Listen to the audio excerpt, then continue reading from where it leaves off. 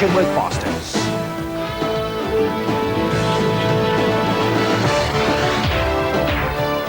Norwich City went back to the top of the Premier League on Saturday.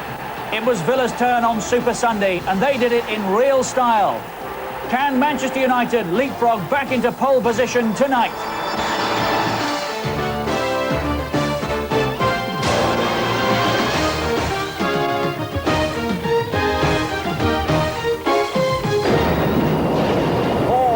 Monday Night Football. The most glamorous club in the country are in town, Manchester United. Loftus Road is the venue for the Monday Night Football. It's a sellout, buzzing, alive and kicking. You take me home, where the magic's from. What you gonna do tomorrow? What you gonna do when all that's up? What you gonna do when you love goes down? What you gonna do when the flames go up? Turn the tides. What's it gonna take to make a dream survive? The cameras go aside. Go say goodbye, go say goodbye. What a day on Sky Sports. Live golf from Hawaii, live cricket from India, live tennis from Australia, live football tonight and tomorrow. And the big news is on Wednesday night as well. 7 o'clock start for an FA Cup third round replay between Bristol Rovers and Aston Villa. Big Mal against Big Ron 2. That's 7 o'clock Wednesday night live here on Sky Sports.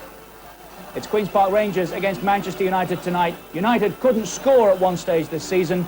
Now they can't stop. Decent cross with the left from Irwin. Cantona's looping header and a goal!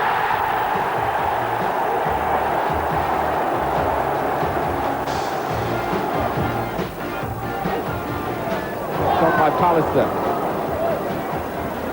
Hughes. Now 2-0! And a goal for the Irishman, who's never short of attacking ambition. He scored in the demolition of Coventry, and he's got one here, which might condemn Tottenham to defeat. It means Irwin.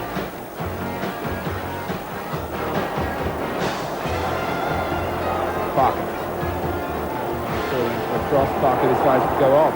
Linked up with McClare. It's Parker, yes!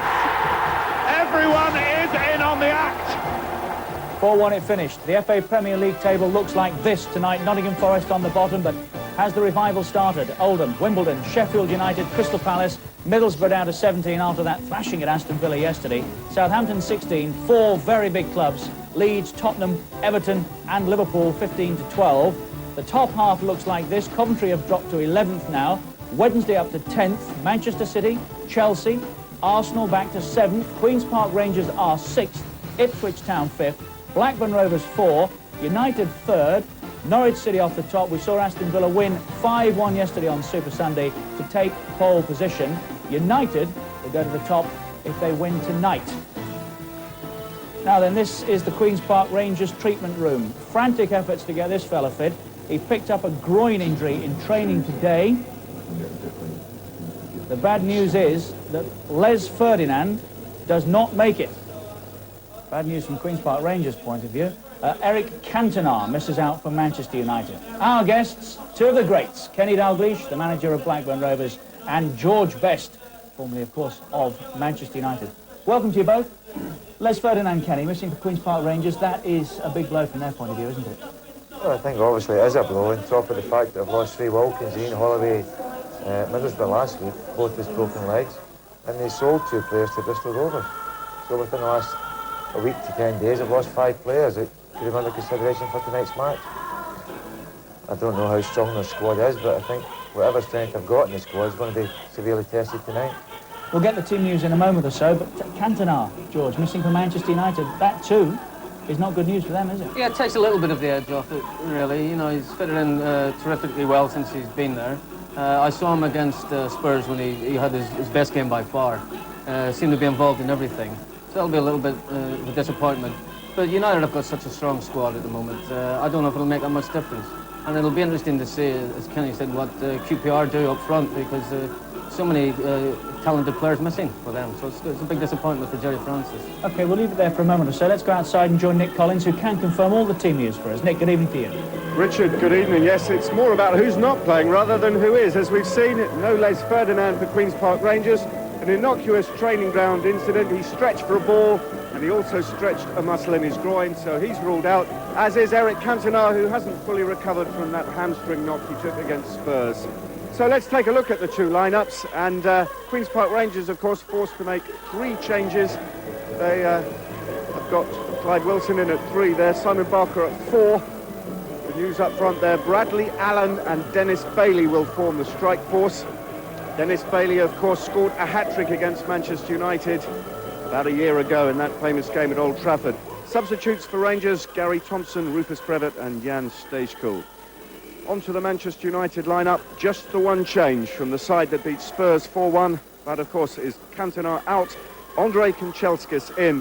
Looking at the subs, there's one man of interest there. Number 12 is Craig Lawton, who's a young Welshman who'll be making his debut if he gets on tonight. And we should also mention Les Sealey, of course, he's back at United again after a loan period at Villa and Birmingham.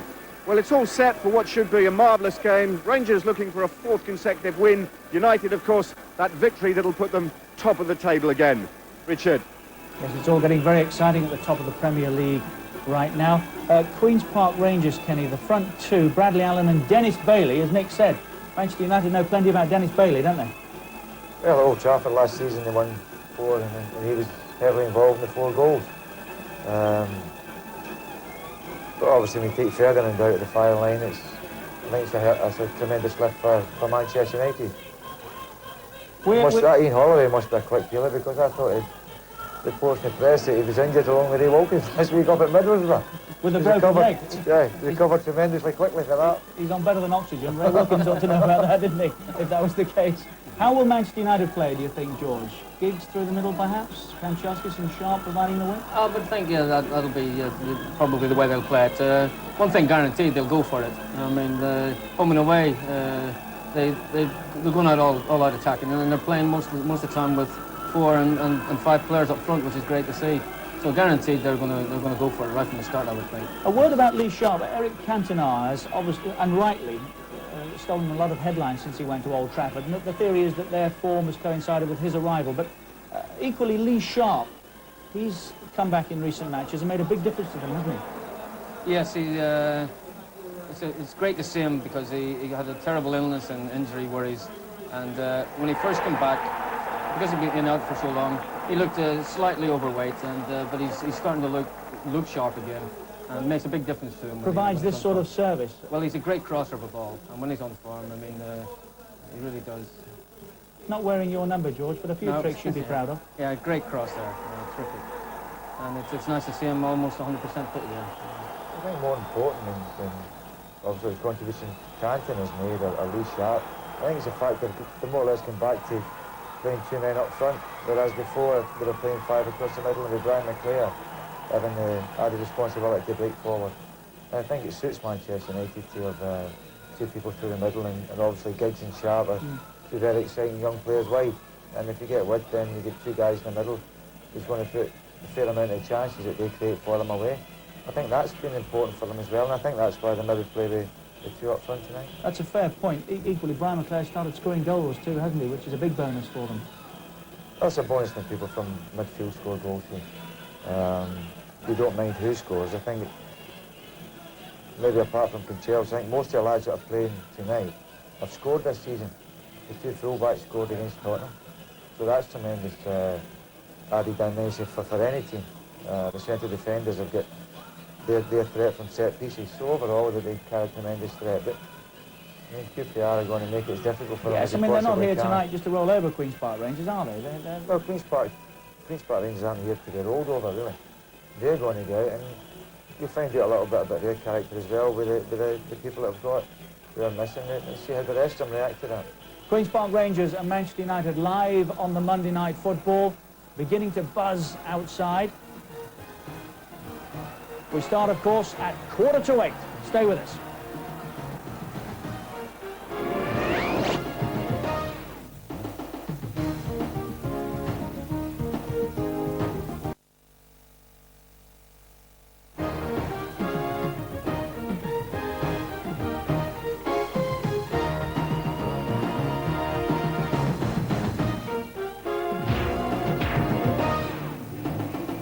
Welcome back to the Monday Night Football. Queen's Park Rangers and Manchester United tonight, who can go back top of the Premier League if they win.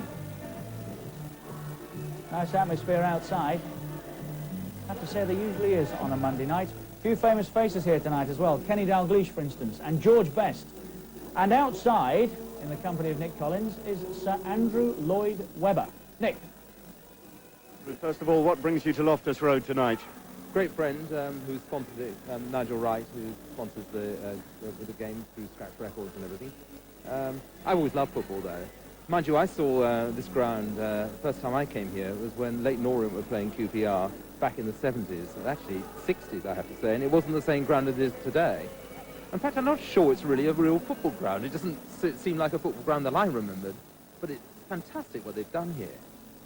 Will you be supporting Rangers tonight?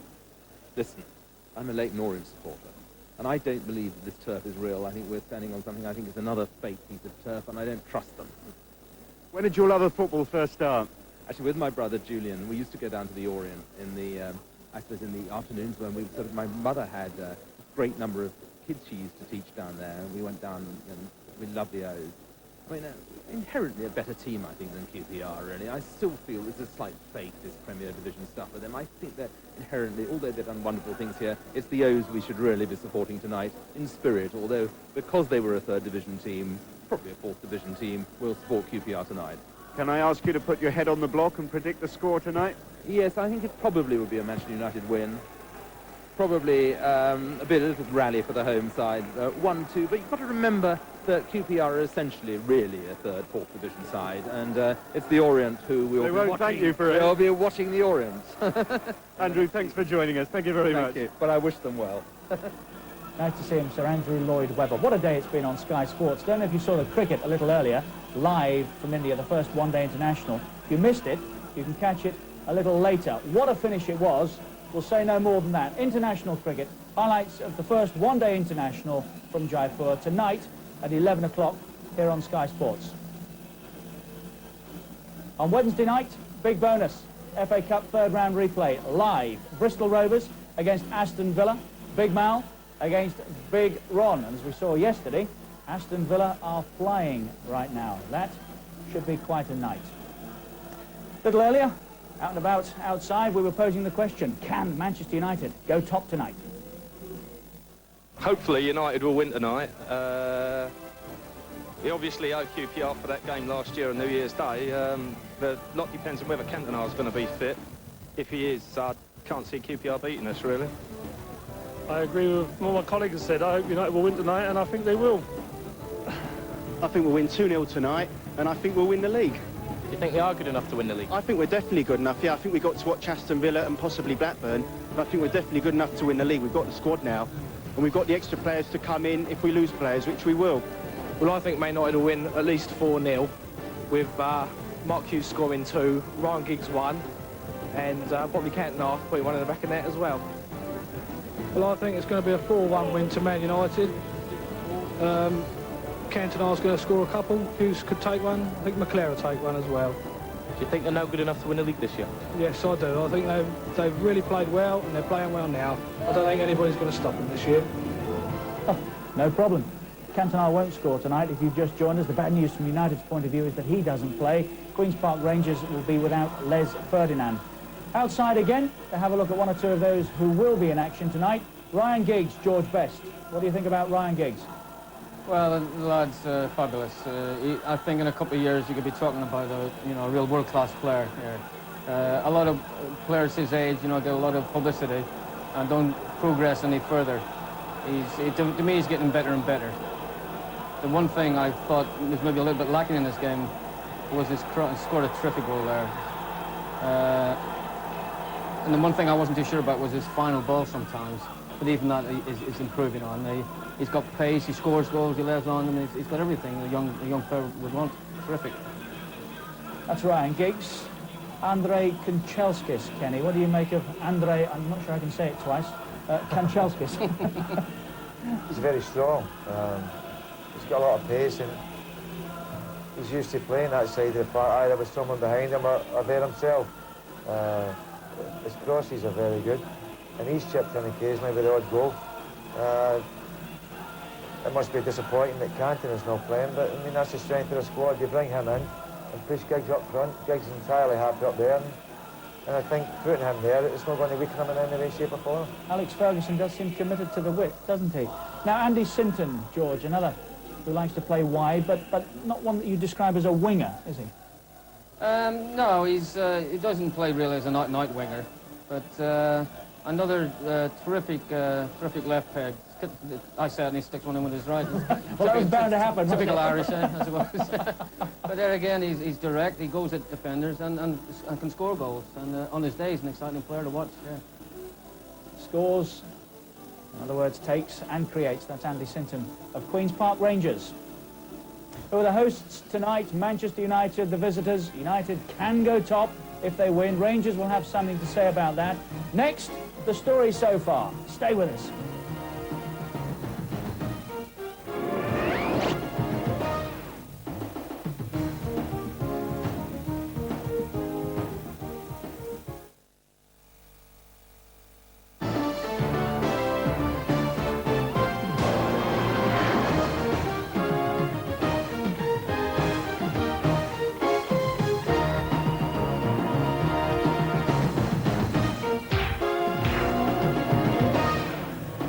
The Monday Night Football tonight comes live from Loftus Road. They're all in, including Bart there, as you can see.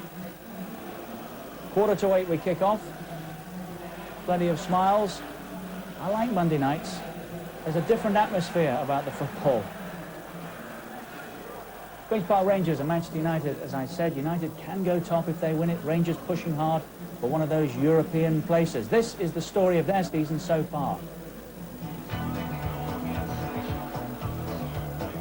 Jerry Francis has kept his team in the top half of the Premier League all season. After 4 games, they were top thanks to Andy Impey's strike at Highfield Road, only for 3 days though. Ray Wilkins has led his team from the front. At 36, he's a vital controlling influence in midfield. Liverpool and John Barnes came to Loftus Road in November and ended Rangers' unbeaten home record. 4 league defeats in 5 matches followed leading up to Christmas. The rot stopped in the new year, but the injury to Gary Penrice won't help. Nor will losing Ray Wilkins. He's on pure oxygen to speed his recovery.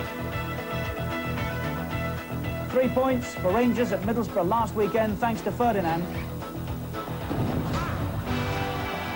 They've already taken 1 from United this season at Old Trafford. Jerry Francis will have his sights on 3 more tonight. Confirmation of all that as usual. Played 22, won 10, drawn 5, lost 7. Had that bad spell pre-Christmas. Scored 31 and conceded 25. At home, played 11, won 6, drawn 3, lost 2. We were here to see one of them against Liverpool. Scored 23 and conceded 16. Leading scorers in all competitions, 12 from Les Ferdinand, 7 from Gary Penrice. Neither of those two are available tonight. Andy Sinton has scored 6. Average gate just over 15,000. The prime count 26 bookings. The last 3 matches, Sheffield Wednesday away, they lost 1-0. Beat Everton at home 4-2. Won at Middlesbrough last weekend by 1-0. George, how do you rate the job that Jerry Francis has done here? Well, tremendous, really. When you know, such a small club, he's done wonders, and he's done it by playing attractive, attacking football. And the times I've seen him play over the last couple of seasons, always go out and try and play. He's done a great job here. And recovered from that difficult spell that they had around about Christmas time. Pulled it round. They've won their last 3.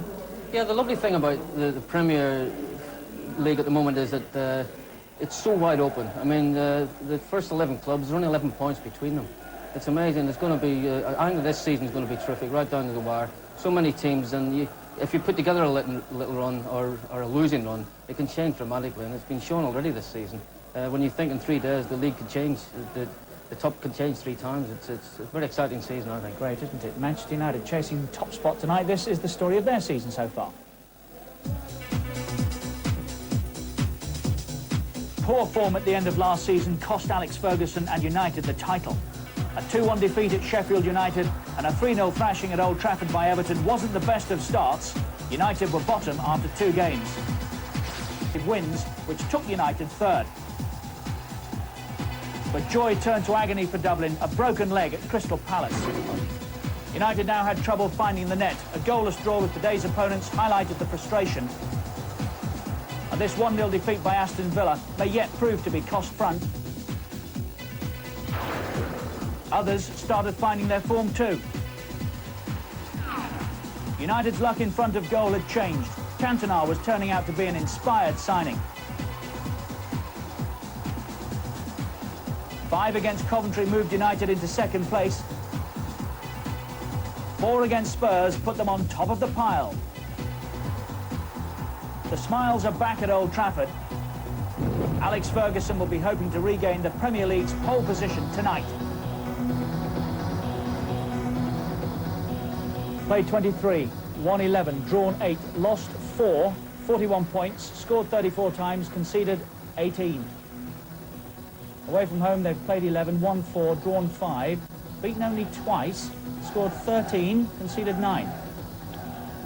Most of those goals coming at Old Trafford recently. Leading scorers, Cantona's got 15, 11 at Leeds. He's missing tonight, of course. Hughes has got 11, Brian McClare 6 now.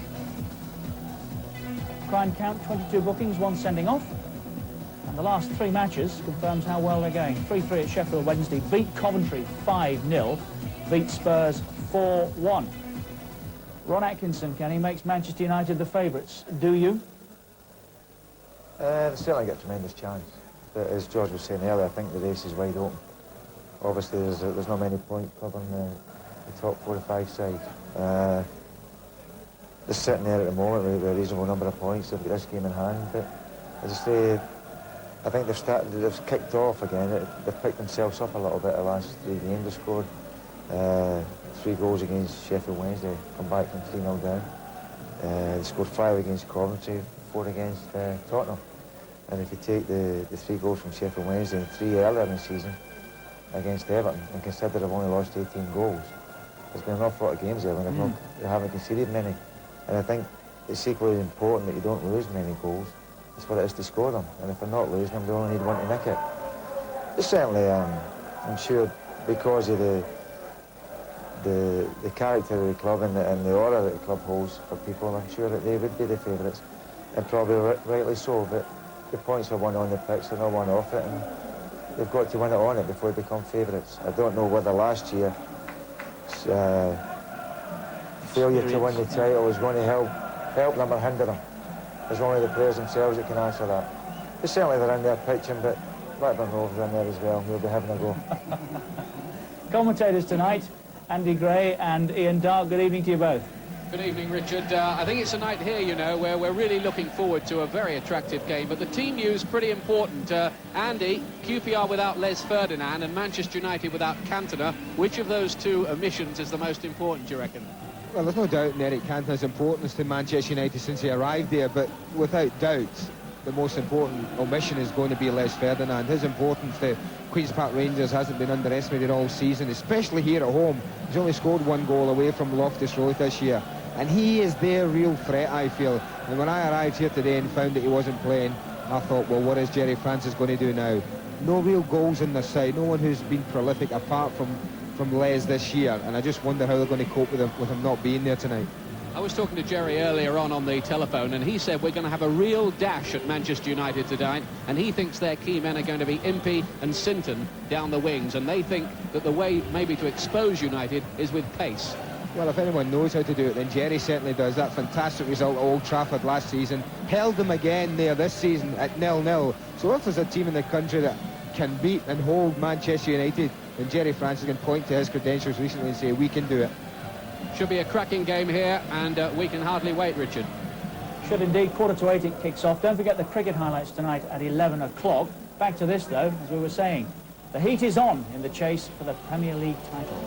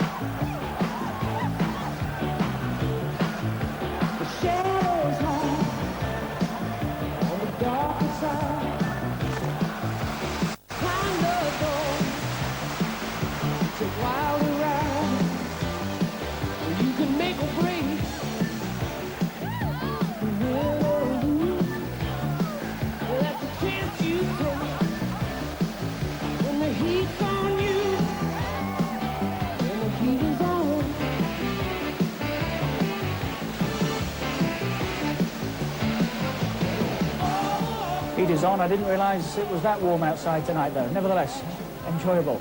Queen's Park Rangers and Manchester United, the live Monday night football. It kicks off at 7:45. Next, all the action.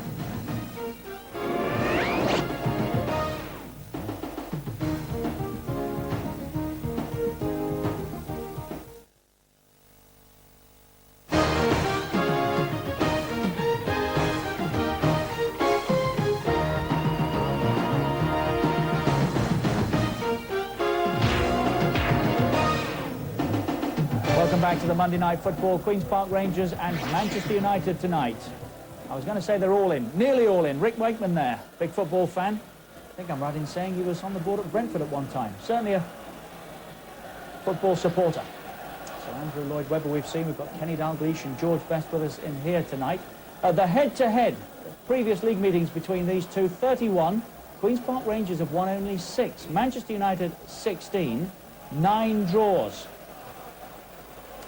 The latest betting, 2-1 Queen's Park Rangers. Manchester United, 5-4. George Best fancies some of that. 2-1 the draw.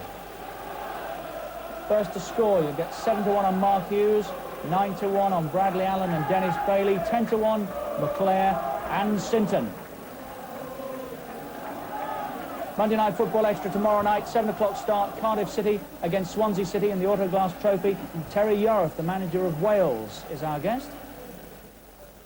And on Wednesday, Big Ron and Big Mal go head-to-head once again. FA Cup third round replay from Twerton Park.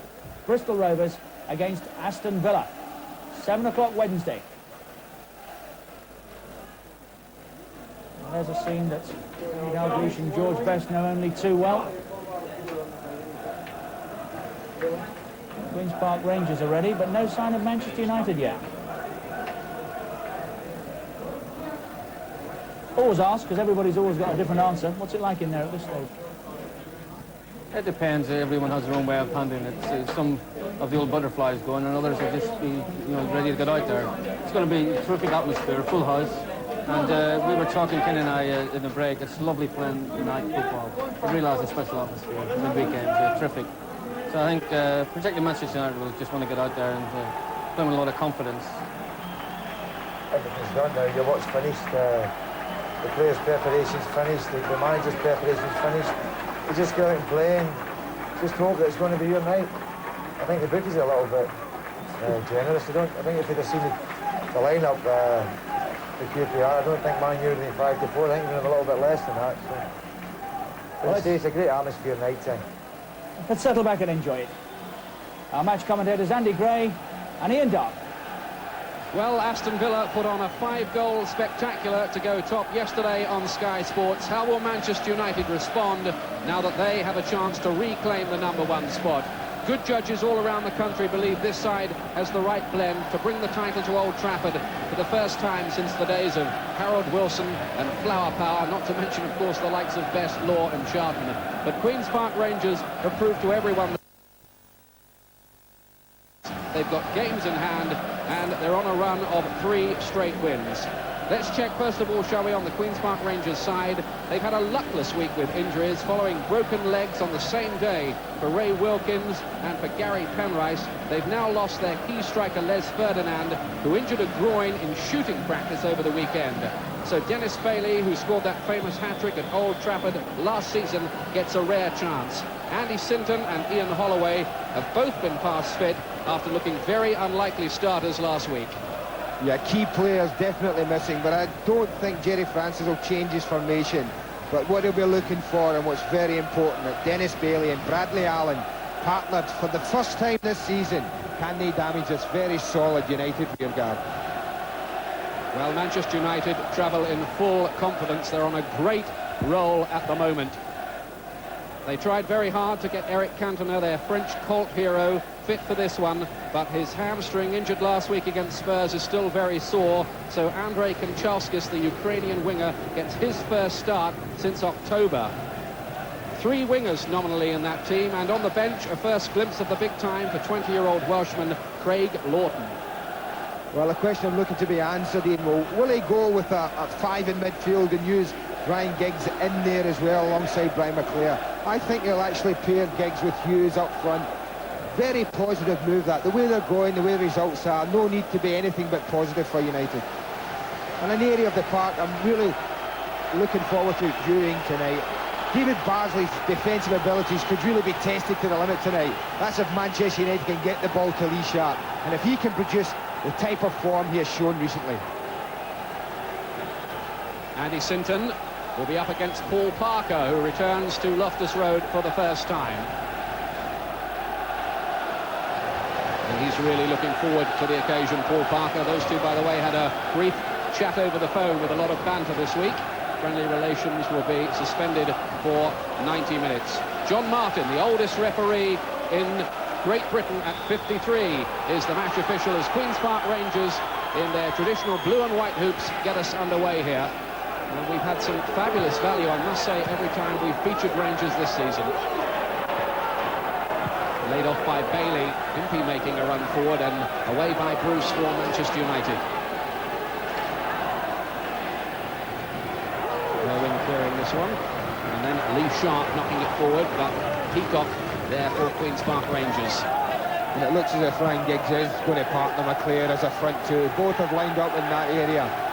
What's noticeable, the first thing I notice is the atmosphere. It's very much like a cup tie atmosphere. I think that's shown the importance of the game for both sides. Oh, and that was a real race for it for Tony Roberts there. Just getting there ahead of Ryan Giggs. Queen's Park Rangers, of course, having to reorganise a lot now that they've lost their midfield marshal, Ray Wilkins, who's been hobbling around on crutches backstage and says it's going to be 6 or 8 weeks before he's back. Bad luck that for Ray, and we wish him a speedy recovery. That's McClare nodding it down intelligently. Sharp making the run.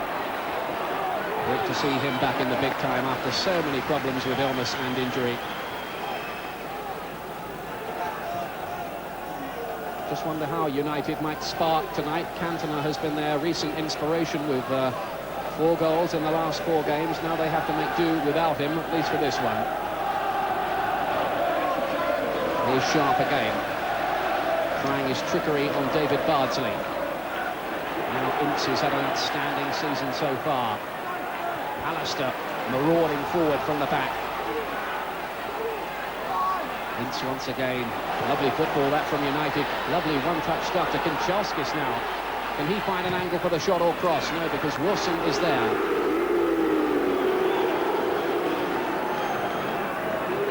Hughes. Kanchelskis just showing a bit too much of it to Andy Sinton. Parker wins it back brilliantly. United making the fast, positive, fluent start you'd expect of a side who've won 7 and drawn 2 of their last 9 League and Cup matches.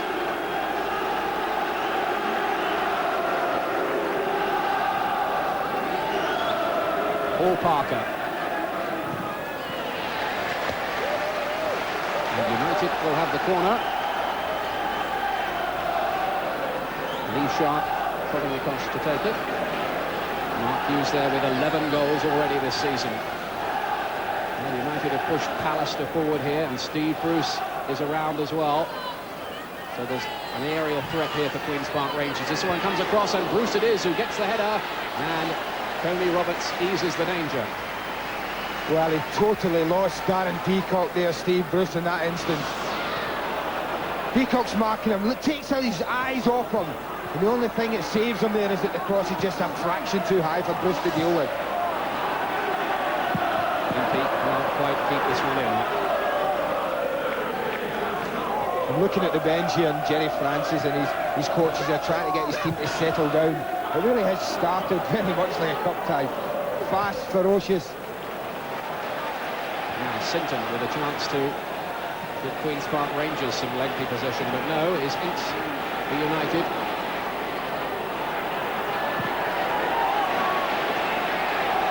Eventually it falls to Barker. Now Wilson. And typically headed away by Pallister, who wins so much in the air. Now Bardsley. Bailey attacking this one.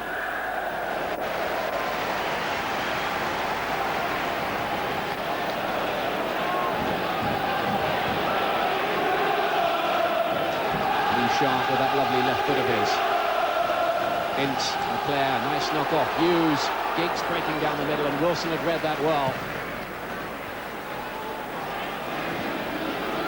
Here's Parker once again.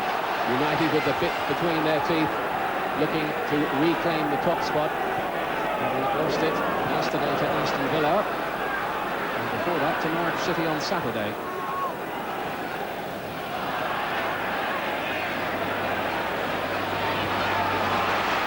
Away wide to Wilson. There's the distinctive figure of Peacock playing it out to Bardsley.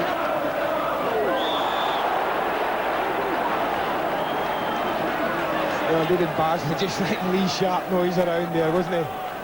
What's important for David Bardsley, though, and Clive Wilson tonight is that Andy Impey and Andy Sinton helped them out with two positive front wingers playing here. The wide men of Queen's Park Rangers really have to double back and help the fullbacks.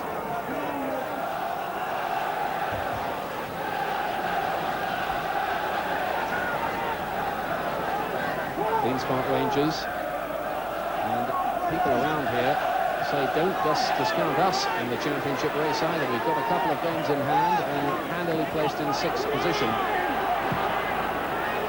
Bardsley long towards Bradley Allen and Paul Parker, who graced this stadium for 4 seasons, and captain Queen's Park Rangers with the interception. I think that's been the thing. Everyone's been dominated by the fact that Manchester United could go top again here tonight if they win. And what people have tended to forget is that in the top 3 or 4 teams, Queen's Park Rangers have 2 games in hand.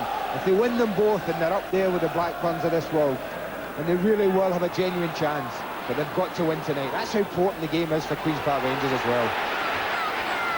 Sinton can't quite keep it in. Of course, Rangers have a big cup match coming up here as well at the weekend, at home to the other Manchester side, City. And I hope to have Ferdinand back for that one. The bounce is a bit cruel to Hughes, and it allows Peacock to get it away. Now then, Andy Sinton, who's recovered from an Achilles injury to play in this one. This United defence is very, very hard to break down. They have the best defensive record in the Premier League this season, and they had the best record last season as well.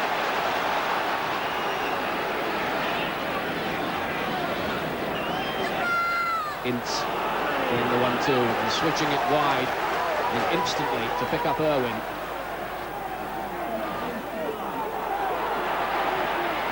Hughes.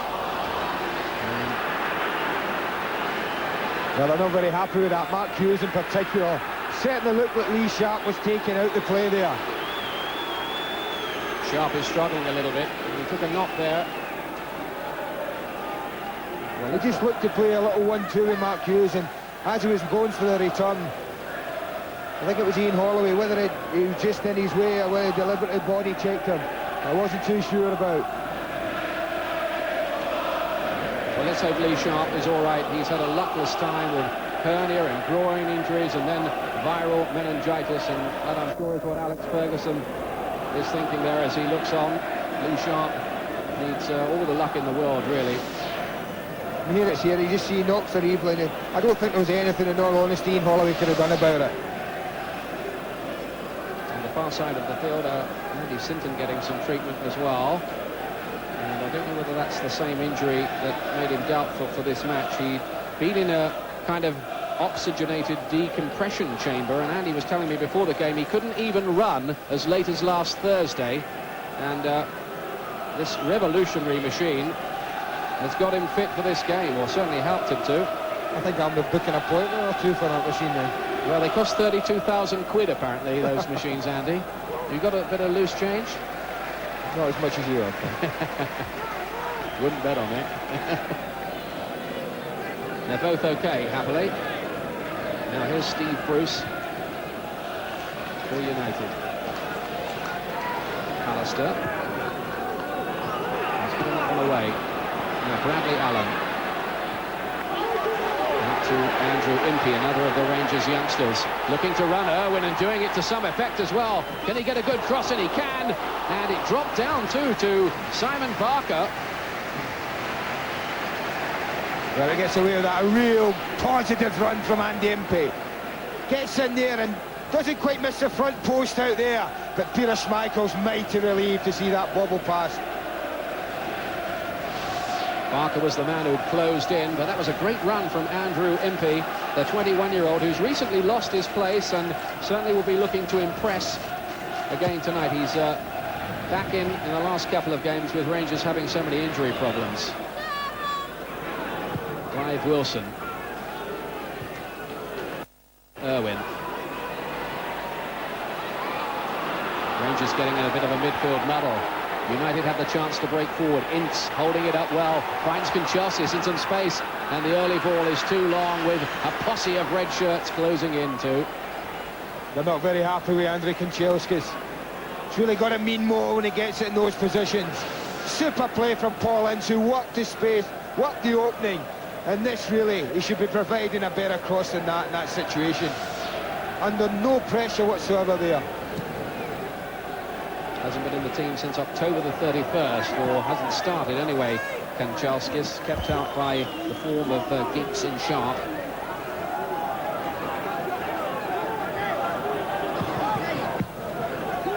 Irwin's ball forward. And pushing by Hughes on McDonald, and those two have had a few battles down the years. Alan McDonald, who captains Queen's Park Rangers tonight with Ray Wilkins out injured. No stranger to captaincy, of course. He does the job for Northern Ireland.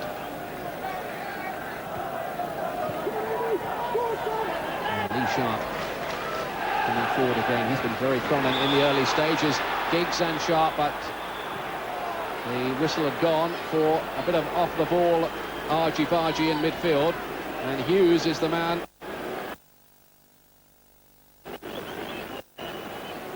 Well, there's no doubt big Alan McDonald catches Mark Hughes. The ball just nicks it before him and can't catch him very late.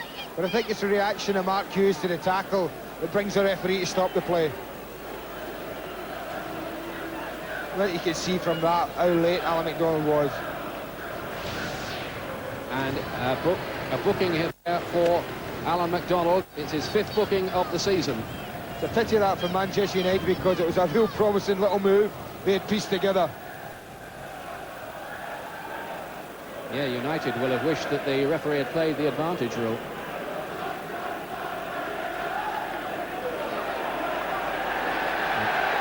Well, I think Hughes may be in trouble here. I don't know whether he's going to be able to continue. Well, this is a real blow for United with Eric Cantona unable to start, and I think this might be the end of Mark Hughes' evening.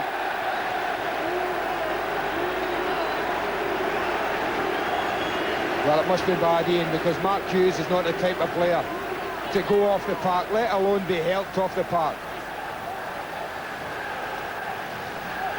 No substitution being made just at the moment, though. They're going to have a look at Hughes and see whether maybe they can get him back fit and ready to take his place again in the match. So United playing with 10 men at the moment. Bruce takes the free kick short for Ince. And Bruce just played into a little bit of trouble on Ince's return ball. Now Lee Sharp. Giggs. Two youngsters looking to work the give and go down the left-hand side. That's a poor clearance from Roberts. Holloway to Simon Parker. And Parker there, letting in Bailey for a moment. And United, with the crowd screaming for a Rangers free kick, get it away. Parker again. Impey. Frenetic pace about this, and some passion too. Sinton. Now David Bardsley. Spread wide for Dennis Bailey. Bailey down to Wilson. Nice layoff that. And now Bailey again. And Rangers get the corner. That was a real let-off, wasn't it, for Paul Parker? There are certain situations when, as a defender, you do really have just got to clear your lines. Might feel in stripping off, so I just wonder if the worst news possible for Manchester United, Mark Hughes isn't coming back, and he's certainly not now. Mike Phelan has come onto the pitch. We've seen the last of Mark Hughes, and this is real problems for Manchester United. How are they going to play this tactically? We'll let you know. Meanwhile, the corner taken by Sinton, one in the air by Pallister.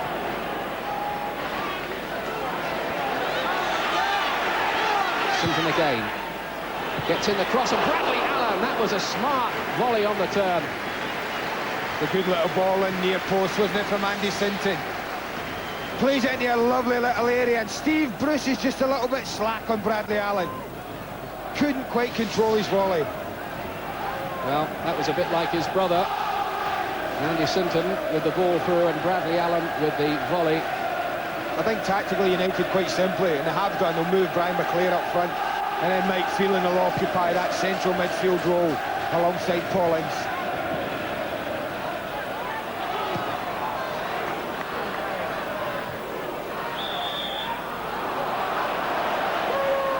Let's have some news from Nick Collins on Mark Hughes' injury.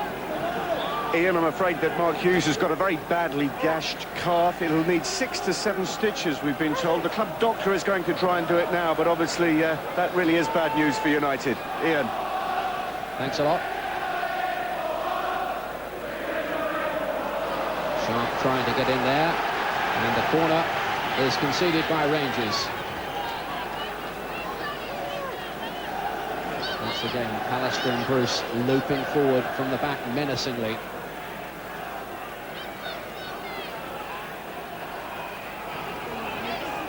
Corner is not long again. Bruce wins it in the air. Ince is in there as well. Back in once again. And There's a hand up there. There's definitely a hand went up in the box there, Ian. United were certainly appealing for the handball. We'll take another look at that one. Meanwhile, Sharp.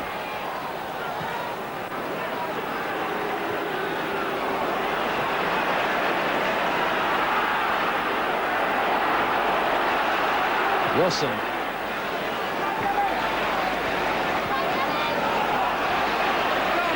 And there's Mike Phelan. And that bobbled as well before it reached Michael, but he coped with it admirably in the end.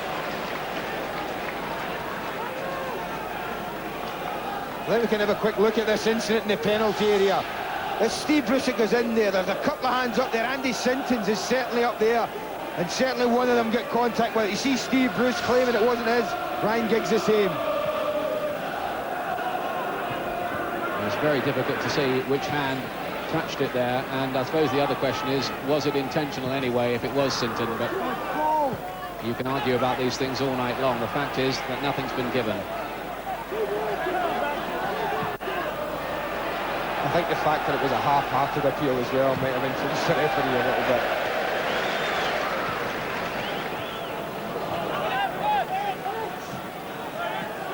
Well, we say it time and again, don't we? If the referee can't work it out instantaneously, we can't work it out either, even off a video replay. So it's a tough old decision.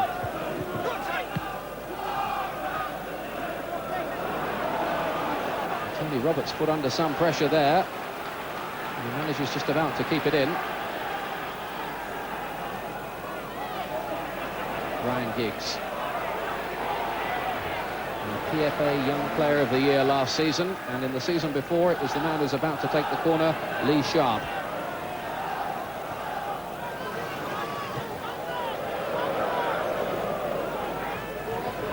Away by McDonald, and then Peacock, but not very convincingly. Phelan.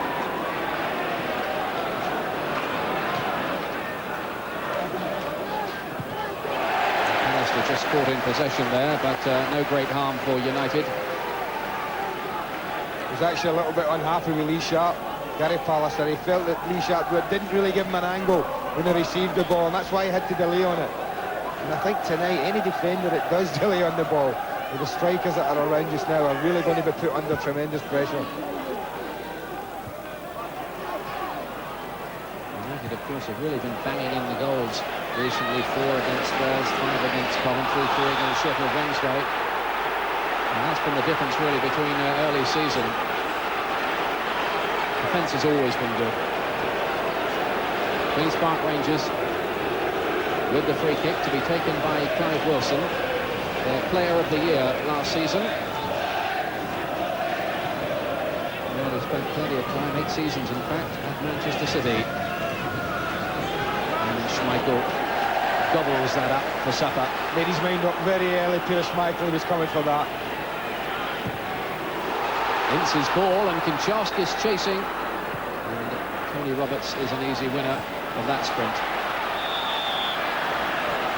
Offside. As so often happens though, Ian, in today's game, anybody who chasing back passes like that, the amount of times it comes straight back to them, and Andrew Kanchelskis can't get out and cut offside. Dennis Bailey to Sinton. Very little time indeed for Queen's Park Rangers to build anything in the middle of the field. Sinton here with a rampaging run through the middle, Ince going with him. Sinton's so dangerous in those positions, and he really has a good shot on him as well. Oh, anything big there from Lee Sharp and Ryan Giggs really was clear.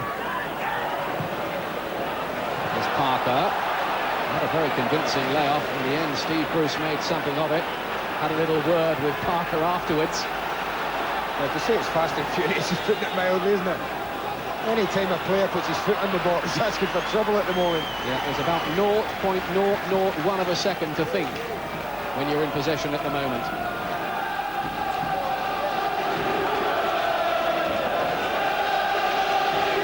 The place is an absolute sellout, by the way, tonight. It's all ticket. It'll be Queen's Park Rangers' biggest crowd of the season. The previous one was 21,000 and a few hundred when Liverpool came here. Great game that was as well, live on Sky Sports. Aaron Peacock getting this one forward a little bit, hopefully, and away by Bruce.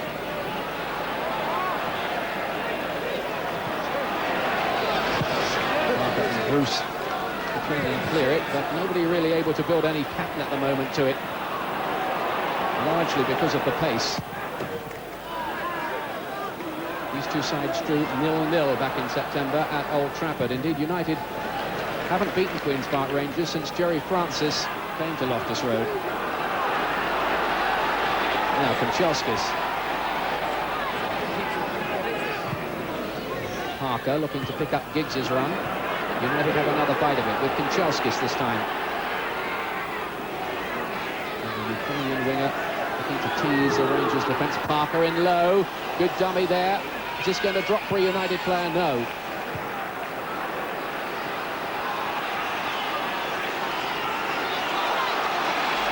Now here's Bailey with Ince for company.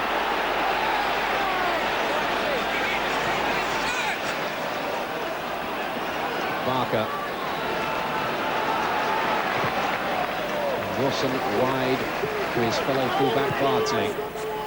Allen, nice little layoff to Bailey, and Bailey back to Allen. Back almost into the path of Holloway, and feeling it was who got it away. Oh, the super little moves off from Queen's Park Rangers, some lovely passing and lovely movement involved in it.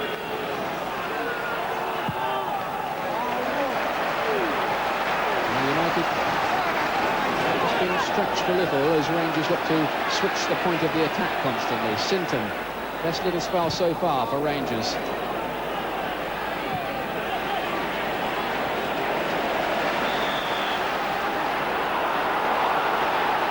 Worth recording the fact, Andy, that this Manchester United side have had 11 clean sheets out of 23 so far this season. Well, I think that's the reason they're up there, isn't it?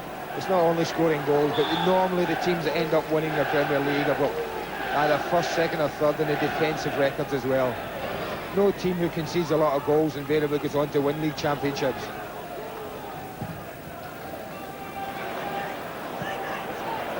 Alex Ferguson was saying to me this morning that he thinks that Gary Pallister is still improving all the time. Even at the age of 27. Well, he had a lot on his shoulders at that price, 2.2 million, when he arrived at Manchester United. But he's certainly stood up and been counted, hasn't he? He certainly has. Record signing it was at the time. Pallister is with that header, which gives Rangers the throw. Here's Bardsley. Looking to feed Impey down that right-hand side.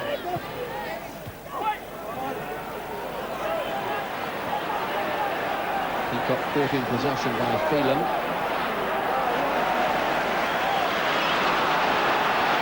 Barker is giving this to Kanchelskis, and Giggs has got the pace to keep this in. Lovely turn from Giggs. This is dangerous from United. Giggs again. And oh, what a fantastic reflex save that was from Tony Roberts, from Darren Peacock's, well, near own goal. I think you're finding it hits the crossbar. I don't think Tony Roberts gets anywhere near this. Hits him there, off the top of the bar with Roberts completely beaten. What a let-off for Queen's Park Rangers. I thought for a moment that the goalkeeper had got his hand to that. Apologies.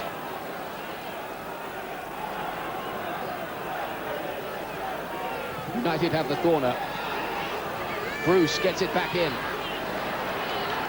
Kept away by Wilson. Extraordinary let-off that for Rangers.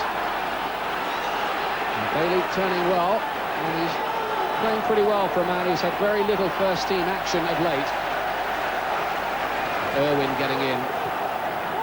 Now Giggs. Irwin again. He's got a zip about it this game, he really has. Still this furious, frenetic pace about it. And here's Sharp, getting onto his left foot. He can hit them from here. And into the net by Ince. Oh, what a goal that was. That was so clever from Ince. Nothing looked on until his bicycle kick. United are ahead. Because he's scored many, 2 I think this year. His first one at Cracken in the local derby, and this one all about improvisation. Great athleticism from Paul Ince. The ball's wickedly deflected. Look at his reaction there, and that's a quite wonderful finish. Well, United are flying a bit at the moment. It was great work from Lee Sharp. Hit it across the face of the goal, and look at that from Ince for improvisation. Queen's Park Rangers 0, Manchester United 1, and are the Old Trafford club going back to the top this Monday night? Long way to go yet, of course. Well, Paul Ince has had a fabulous season for Manchester United, and he puts a lot of it down, you know, Andy, to being a father now. He's got a little son who's a year old, and he said it's made him a lot more mellow and mature a player. Well, he's certainly that. That's for sure, he's certainly that. But what it was a wonderful move that led up to it. The way they passed the ball from, I think, down at left-back area and worked it all the way across the field to Lee Sharp on the right here. Well, Paul Ince will be very, very pleased with that one. He doesn't get many goals, as Andy was saying. Quite right, Andy, second of the season. But that's one for the treasure chest, that. What can Rangers do about it? Now Wilson. Skipper MacDonald. Forward towards Bradley Allen, who's not being given much of a look in so far by Bruce and Pallister. Well, if the ball's been delivered from the centre-backs, so it's got to be delivered into an area that does give the front men a chance, because they've got 2 real competitors in the air, and Pallister and Bruce, if anything's high.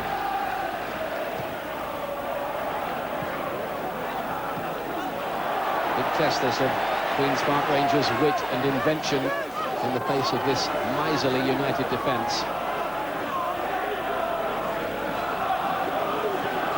Sharp again, having a good match. Yesterday the Aston Villa fans were chanting, "Are you watching Manchester?" Now it's the United fans who are chanting, "Are you watching Villa?" Sinton, lovely positive run from him. Bradley Allen. Here's the cross, aimed towards Impey, but Phelan is there for United. Another good game this at Loftus Road. You don't get very many bad ones. Impey. Good run from him, and miscued by Steve Bruce. And what about that from Peter Schmeichel? Well, they get more and more brave at these goalkeepers and taking chances. I mean, there's no way this is a deliberate pass to Peter Schmeichel, but he's not taking any chances, is he? It's the sort of thing you usually see in Roy of the Rovers and nowhere else, that. Rangers have the corner. And up goes Pallister again. How many aerial challenges has he won this season? Irwin gets it away this time, but only to Sinton. Parker beats his old mate.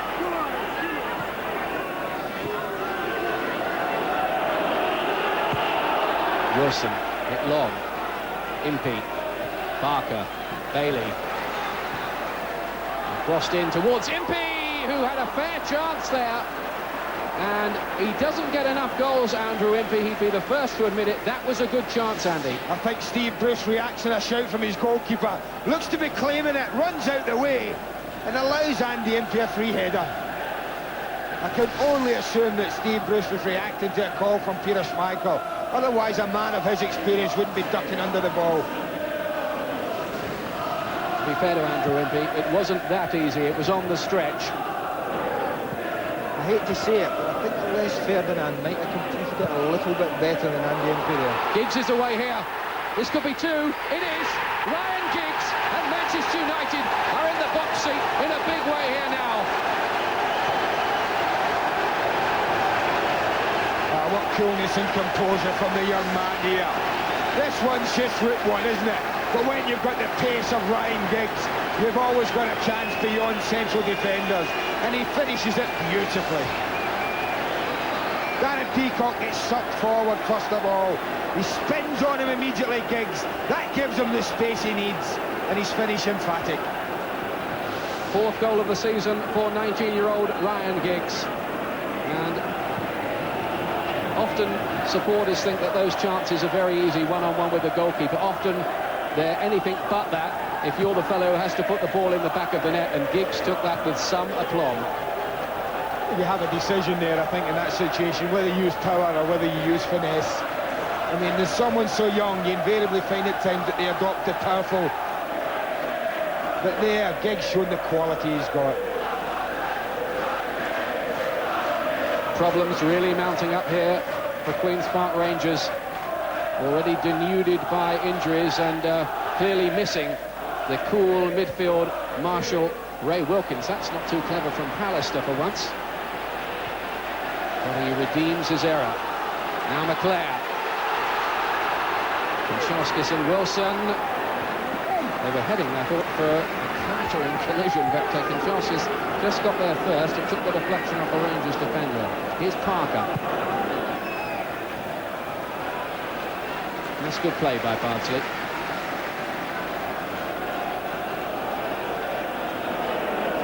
David Bardsley, one of several Queen's Park Rangers players who's been the subject of transfer speculation this season. And Jerry Francis has made it clear that if Rangers start selling their best players, he's off. Impey here.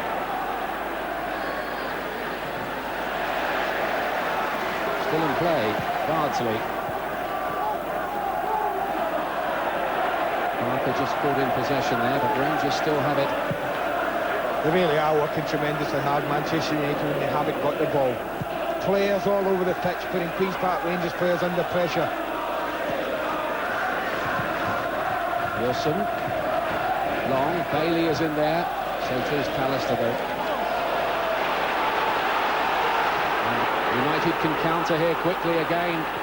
Sharps clear on the far side. Instead, they elect Konchauskis on the right. He gets in the cross shot. Not a bad idea from Konchauskis, low and hard, and somebody running towards the near post might have got a touch too, Andy. Good positive run from Andrew Konchauskis. Just chokes the shot a little bit by hitting it into the ground, and it just took a little bit of pace off it. But who's in there again? Collins. Really taking over the Brian McClare mantle in recent weeks, where McClare's been the one who's been forcing the play in the box. Collins has been mainly the one that's held in the midfield area. McClare up front now. Collins has said, if there's somebody going to go in the box, I'm making sure it's me. Donald back to Wilson. Here's Peacock. Picking on McClare there and dancing with death a bit, but he got away with it. Give him credit.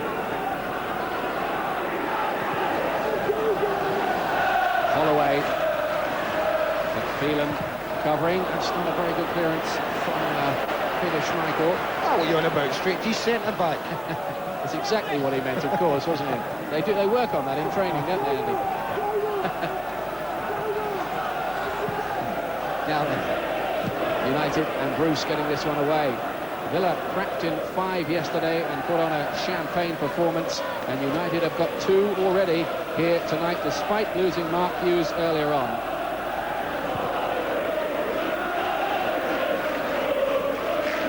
Coming up to the 35-minute mark. When you mentioned earlier that Jerry Francis hoped that his wide men would provide the key to unlock this Manchester United defence, but apart from one run from Andy Impey, they really haven't been able to get the ball to both Impey and Andy Sinton. Well, the supply lines have been cut, haven't they, basically?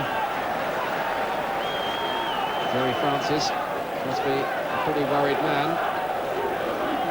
And he needs to get 3 goals to win this against the best defence in the Premier League. This is a good run from Barker. And Sinton, oh, nearly fell for him. It still does, and it takes a deflection, and Schmeichel does well. Good goalkeeping. Kept his eye on the ball there, and he had to. A good little run from Anderson, good little move, creates the opening by dragging it wide. Deflects off Paul Parker, but good goalkeeping from the big man. No let up in the pace. And Bruce. And collision between Peacock and Giggs. Well, that's what I mean. If you're playing little men up front like Ryan Giggs, Steve Bruce just delivered the ball that really gave Giggs every chance to win it and compete against a guy who's probably 5 or 6 inches taller than him.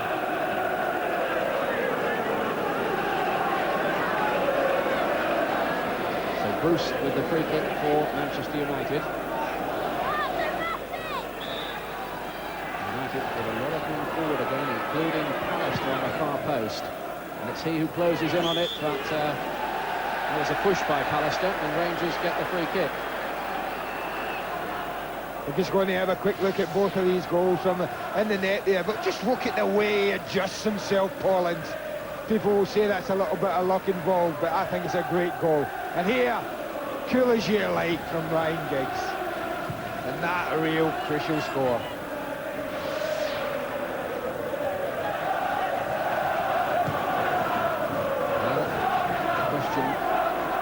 Getting asked, might this be United's year for the first time since '67? No football will be played yet. Here's some of it with Wilson with the cross. Pallister wins yet another ball in the air.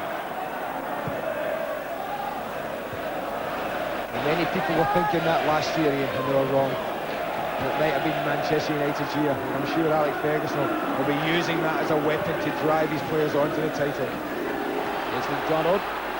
Bailey. He brought the Allen out wide right, but couldn't find him through the thicket of red shirts. Oh, and Parker's hurt. Parker's hurt. Well, something's gone there by the look of it. Let's hope that isn't as serious as it looked. Andy Sinton really does launch himself at Paul Parker here. Parker, for me, was always favourite to the ball. Plays it there, and then he goes, launches himself right onto the right thigh of Paul Parker. It's no surprise the Manchester United players are very furious about that. Then he launches him, nowhere near the ball there. Ooh, you could feel that here, and the studs landing there right on the inside of his thigh. And I think on the far side there's a bit of verbals going on there between the rival managers, Alex Ferguson and Jerry Francis. The policeman in there as well. And order happily quickly restored. The linesman having something to say as well on that far side.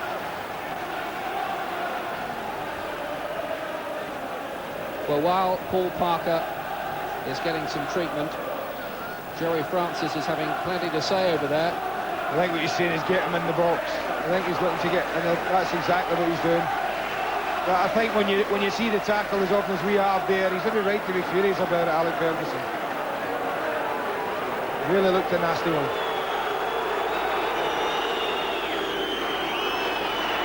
Oh, here's Rangers. That ball is kept in. under a bit of pressure here at the end of the first half. Rangers badly needing to get a goal before the break.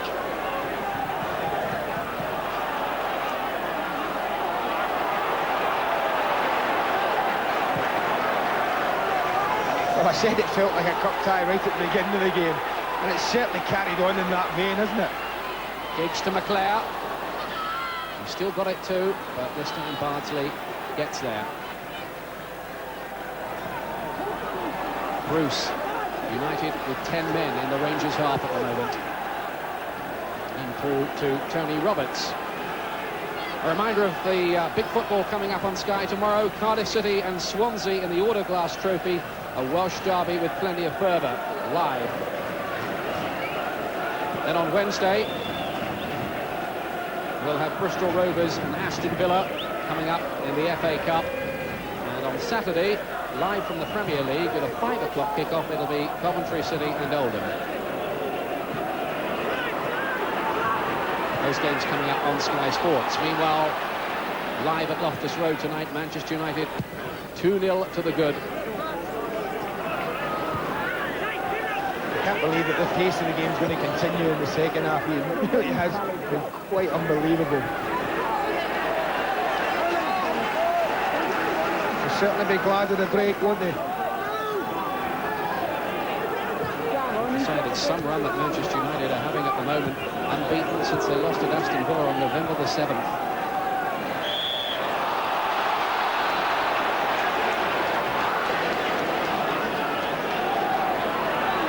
Here's Sinton trying to retrieve something before the break for Rangers.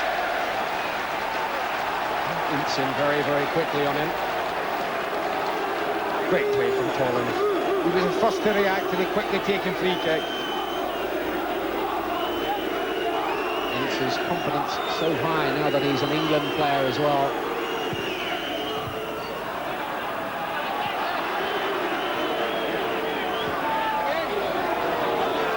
Wilson. Allen let it run, but United get it away again. Giving away to Wilson. Allen.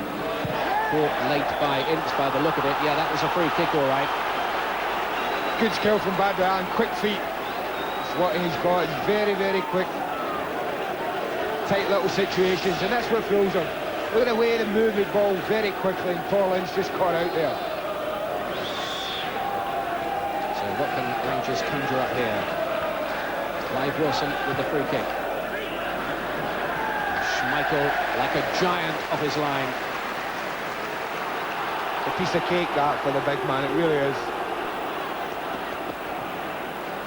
Far too much height net, far too near a goalkeeper of his quality. He'll come for them all day. Sharskis with the speculative knock-on. It wasn't a bad one either, with Lee Sharp breaking through the middle.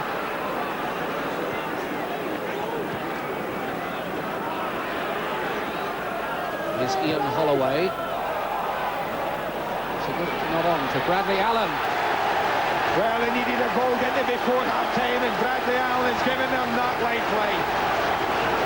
The slip from Paul Parker was crucial.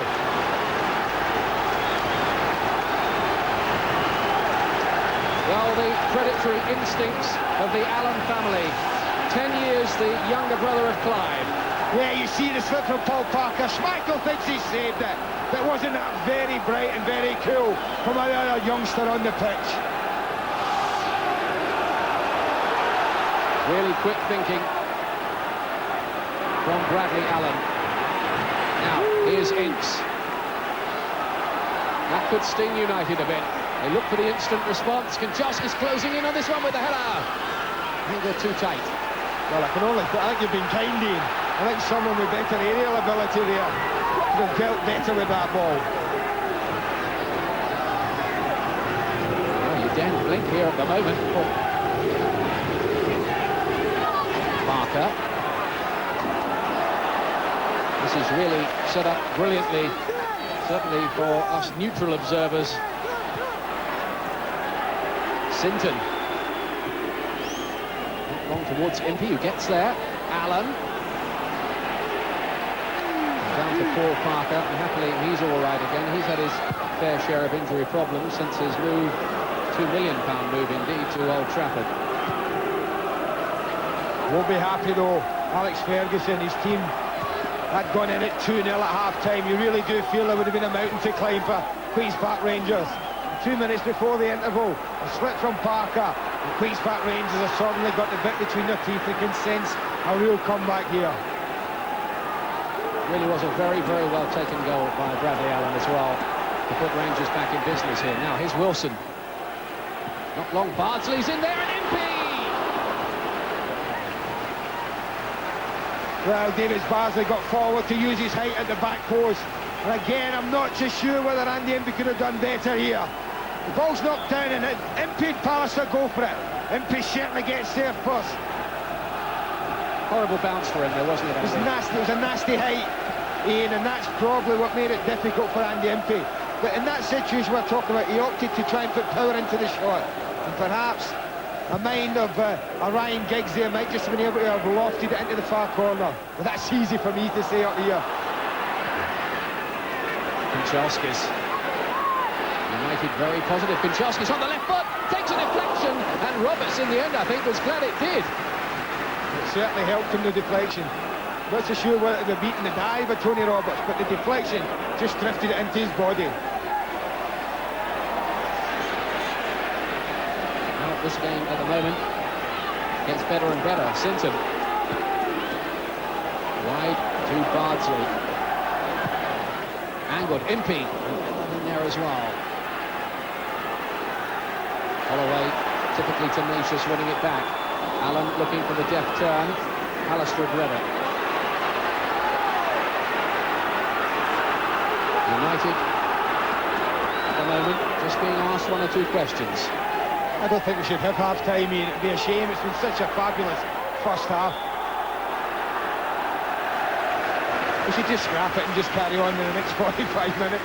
Yeah, sometimes it's a pity. You do feel like that, don't you, sometimes? But I don't think they're going to change the rules for us, Andy. Andrew Impey, who's had a couple of little chances, neither of them easy. But on another night, I suppose he might have got two. And here's Impey again. He's getting plenty of the ball now. Three United players around him. Here's Bailey closing in, but the cross had the wrong angle on it. Nasty little bobble it took for Andy Impey there. Just as he opted to cross, it just sat up nastily for him. Queen's Park Rangers 1, Manchester United 2, in a game which is living up to expectations at Loftus Road. What a difference for Jerry Francis' team top. He's thinking it 2-0 down. How do I lift my players? How can I make them believe they're in this game still? Now suddenly he can go in and his players are buoyant. They're back in the game. And Queen's Park Rangers, too, are the kind of side who are always happiest when they're attacking and being positive rather than sitting back on things, and they'll certainly have to be attacking and positive. There's still work to do for them here. Major work.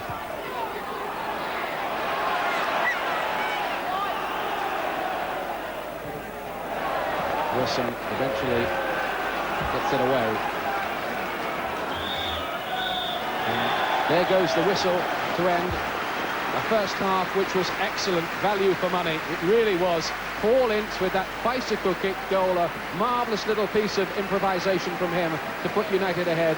Ryan Giggs' cool finish one-on-one with the keeper to make it 2-0, and then Bradley Allen, sharp finish from him too. QPR 1, Manchester United 2, with a great second half to come, and at half-time, analysis from two of the biggest names in football, George Best and Kenny Dalglish. Not to mention Richard Keys. Join us after the break.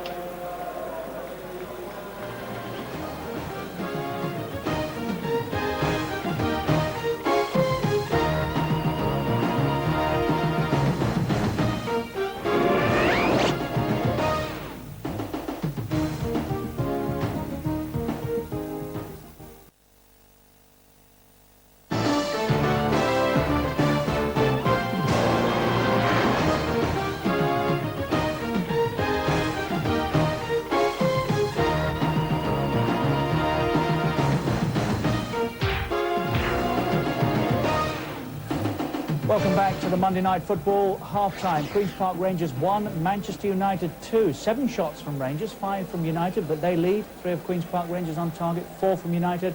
Tight all the way down. Just 13 free kicks conceded. Look, 2 offsides. And the one booking.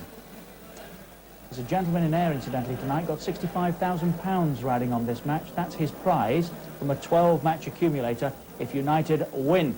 I hope you're enjoying it, sir. George Best and Kenny Dalglish, our guests in the studio tonight. Let's have a look at, well, might have turned the match, hasn't yet, but who knows? Mark Hughes out of this match after, what, a quarter of an hour or so. Kenny Dalglish, you've been quite critical of the number of these challenges creeping back into the match this year, haven't you? What do you make of that one? Obviously, the intent from a player can only be answered by the player himself. Alan's been in with his right foot on the floor, but I think it's his left foot that's done the damage to Mark Hughes. As I say, it's difficult for people to interpret a guy's intentions when he's going to totally committed, but obviously his left foot's a little bit high. As I say, it's they themselves know what they're doing wrong. And some people go out with the intent that we're going to get the first one in, and if the referee doesn't book as well, at least we'll get away with it. And someone's going to be injured, and for Manchester United, it's a blow that Mark Hughes is going off, but as I say, at half-time, they're sitting there 2-1 up, and deservedly so, I think. Let's have a look at the incident when I think Steve Bruce was appealing for a handball here to United. Now, George, what did you make of this? Let's see if we can sort it out. Well, it looks to me it's 61 half a dozen the other. If you notice, if it runs on a little bit, Brucey doesn't claim until... I think someone else has claimed before him. Look, he hasn't done anything yet. And all of a sudden he decides to claim for it. But, no, I think it would have been a bit harsh to give a handball. I thought it was Brucey that handled the ball and he appealed for it. Typical. Darren Peacock flashed one against the bar. This was a let-up, Kenny, wasn't it? Unfortunately for Rangers, it was his own bar. It's a difficult ball to defend against him. Darren's just tried his best to get away, but unfortunately he's miskicked it a little bit and given himself a couple of footers. But it's a hard ball to defend against. But if Manchester United's too wide, people are going to get plenty of crosses in. You were drooling over the first goal, weren't you? It started way back this. And started with Gary Pallister. I think it's run on a little bit, isn't it? You've got a fan club here. Now he starts further back here. Gary Pallister won a tackle and have knocked it forward. I mean, a tremendous amount of passes. I think they might be a little bit fortunate, but I don't think Lee Sharp hits it as well as he could have. But that's a great piece of athleticism from Paul Ince. That's what happens when it's going for you. A little bit like Gary Parker's strike yesterday, wasn't it? Took a big hop on the way in, but counted. Well, Ince is probably Man U's best player in the first half. Great reaction there. Obviously, that's a player in for. He's very alive and alert. He's gone behind him and he's reacted well to it and put it away. A very Dennis Law-like finish, George, wasn't it? Yeah, amazing reactions. As we said, a little bit fortunate. It's a deflection here. The full-back thought it was going wide. And it's a terrific reaction. Yeah, and as Kenny said, a great move right from the back. Terrific. Ryan Giggs, route one, but it counts. They all do, of course, don't they? I think Gary Francis won't be too happy here. I think they pushed up a little bit too far. The ball's just over the halfway line and they're almost up on the arc, near to the halfway line. He's knocked it over the top. He's been he's away before it's kicked, Giggs. He's just taking a chance he's going to be onside. And finished it tremendously well. I mean, I think he's finished it right. I thought he'd have been offside and heard the whistle or something. But he's a very talented young man, and given the right guys, I'm sure he's going to go tremendously far in the game. Well, Queen's Park Rangers needed to get back into this match. Bradley Allen's given them some hope, George, almost on half-time this. Yes, they looked really downright, didn't they? I mean, the match has been frantic and frenetic. That is not the incident I think we're waiting for, is it? This one is. Yes, they had to get back, and Paul Parker had taken a real nasty knock earlier. Schmeichel will be very disappointed. He's made a terrific save, but the lads reacted tremendously well. And give them a sniff when they look down the night, really, just before half-time, so they're back in it. And if the second 45 minutes are as hectic and exciting as the first, we're in for some game, I'll tell you. You got tired watching, didn't you? I said I was knackered after 10 minutes, just watching it, yeah. 2-1 to Manchester United on the Monday Night Football. We'll be back here at Loftus Road with the whole of the second half in a moment or so. It'll be a cracker too.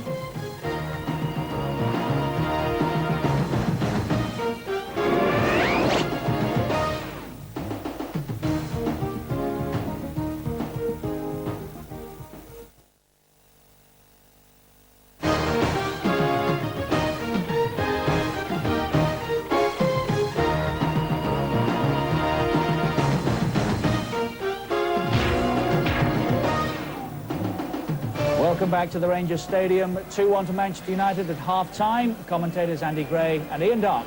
Thanks a lot, Richard, and Kenny Dalglish and George Best for your half-time comments. Perfect night here, and a cracking match between Queen's Park Rangers and Manchester United. It really is. United are 2-1 up here. No substitutions at half-time. And settle back and enjoy what should be a very good second half here as Queen's Park Rangers try to chase this match. United get us underway in their red shirts, attacking now the goal to your left.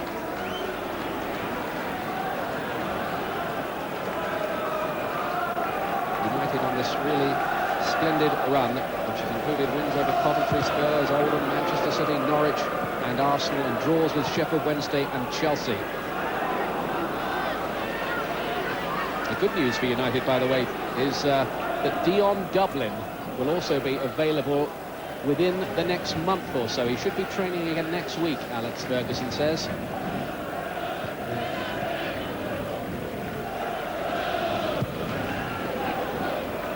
Here's McClare, knocking this on for Giggs, trying to find Sharp, but Bardsley was there. Ince gets it forward, the offside flag is up, gives us a chance to get some news from Nick Collins. Well, just very quickly, Ian, the referee John Martin called both managers into his room. Jerry Francis first, then Alex Ferguson. They were in there several minutes. When they emerged, the argument between them was still going on, one has to say. It was all designed to calm things down, although it didn't work 100%. Thanks a lot, Nick. That argument over the challenge by Andy Sinton on Paul Parker in the first half. And I think a little measure of the importance that both those men put on this game tonight. Rangers in 6th place and Manchester United 3rd at the start of play. And just to remind you, United will go back to the top if they hold on to the win here. Parker. McClare is in there. And Roberts handles it easily enough in the end.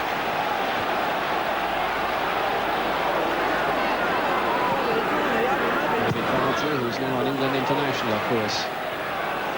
Bailey as well.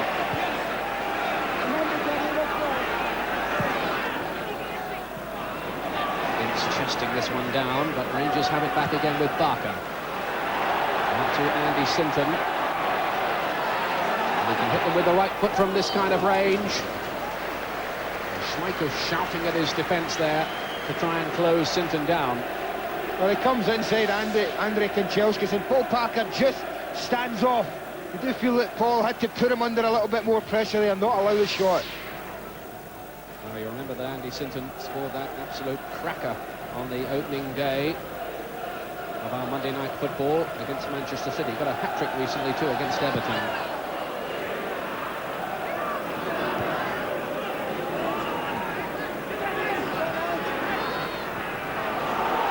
Impey, and Pallister is across. That's good scurry from Barker. Now Impey. Rangers buoyed up by Jerry Francis, half-time team talk, no doubt. Coming out searching for an early equaliser. Well, neither manager would have had much time for a team talk, according to Nick Collins. Kanchelskis here is goal side of Wilson. And he's put it away in emphatic fashion. Andrei Kanchelskis marks his return to the United starting lineup with a superb goal, his second of the season. The other was against Leeds, and that was a great finish. Wow, there have been 4 now. Fabulous finishes to moves. And this was a magnificent ball, first and foremost. Look at the way it's threaded into the space for Kanchelskis. But it's his finish that's so impressive. Across Roberts, into the far corner. Absolute textbook. Watch this. Too many players with it in the near post area.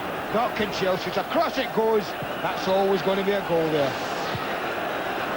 Well, we've seen some really wonderful finishes here tonight.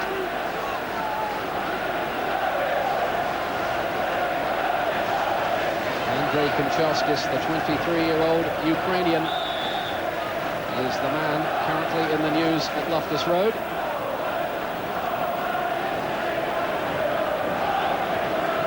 He's looked sharp as well tonight. it on towards Giggs.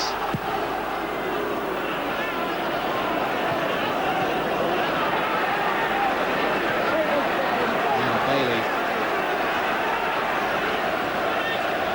Rangers with a 2-goal deficit once again.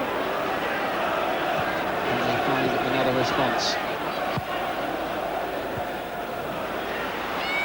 Here's the workaholic Holloway.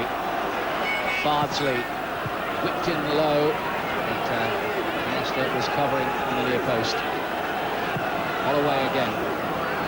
Now Barker. Sinton. Barker's ball is not quite what he had in mind, I think. There's Mark Hughes.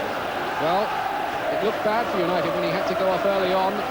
But United have come up with 3 goals in his absence. He's got 6 or 7 stitches, we understand, in that leg injury. It's another late tackle on the far side there on Paul Parker again.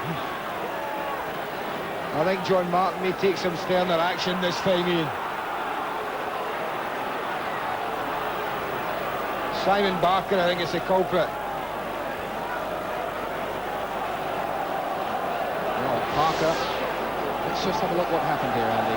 See, the ball's cleared, and there you see the foot spin. He goes in to clear the ball, but it's one of those that's real difficult, you know, to judge.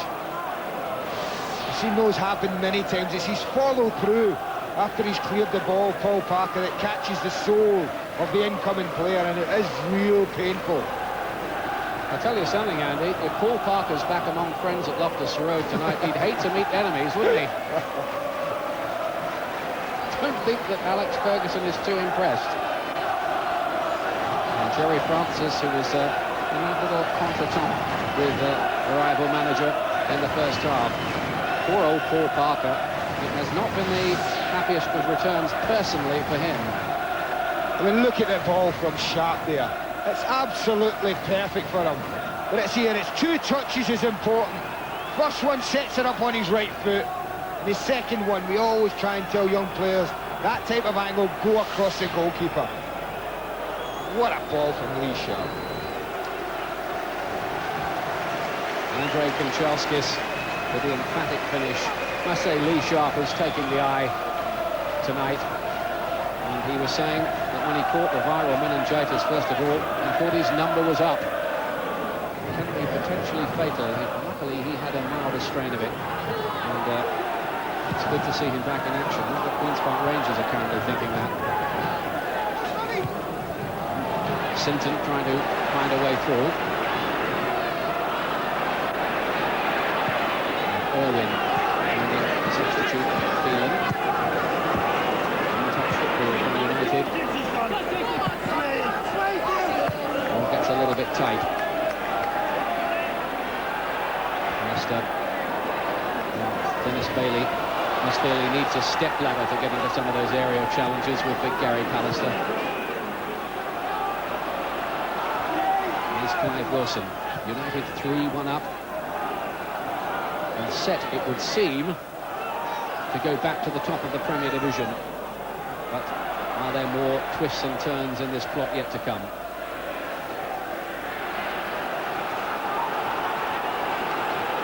What Queen's Park Rangers have got to guard against is over-committing themselves forward, Ian. And I mean, if they do that, then with United having the pace of Giggs and Kanchelskis in particular, they really could be punished. But there'll come a time, if it stays like this, when they have to gamble on losing more goals to get back in the game. Now, Queen's Park Rangers have a corner. Peacock is forward. So too is McDonald on the near post. Neither of them get there. Giggs, United on the counter with Leclerc. Giggs breaking down the middle. Kanchelskis wide on the right. Sharp's making a move in the middle. And Bardsley with a very, very well-timed challenge. Well, it's exactly the situation I was talking about.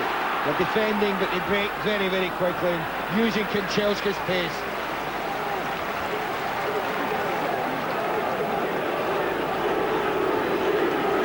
Kanchelskis making another break down the right-hand side, and Bardsley's challenge was perfection. Bardsley. Two clubs eyeing him.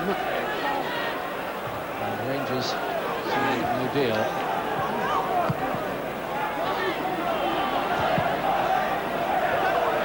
There's Barker, who's been in and out of the Rangers side this season. But with Ray Wilkins out, he'll certainly be a fixture, one would imagine, for the next couple of months, even though he's on the transfer list. Now here's Giggs for United. And Sharp's cross, and Roberts out very quickly. Oh, he is tremendous when he's delivering balls from wide. He's sharp. And that, again, was bent into the perfect area.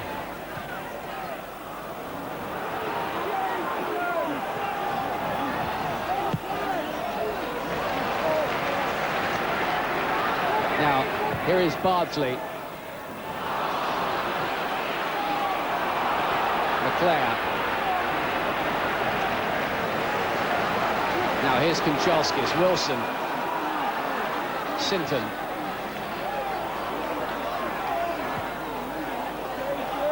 Now what can Wilson come up with this time? Cross towards Bailey, but Callister is the king of everything when the ball is off the ground. And a challenge between Ince and Sinton. Rangers take the free kick quickly. Allen with the 1-2 with Sinton, and Ince getting it away.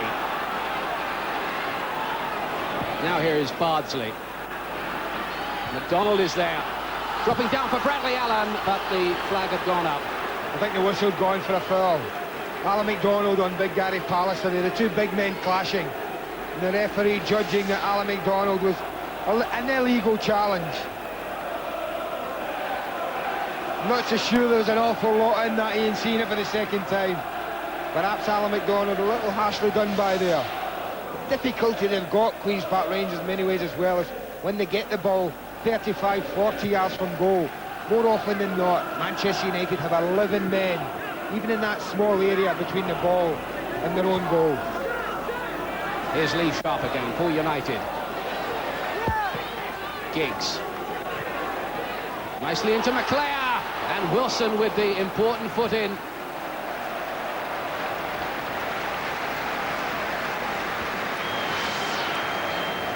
Oh, this is a vital challenge as well. It's a great take from Brian McClare. And Clive Wilson's just tucked in far enough to make the challenge.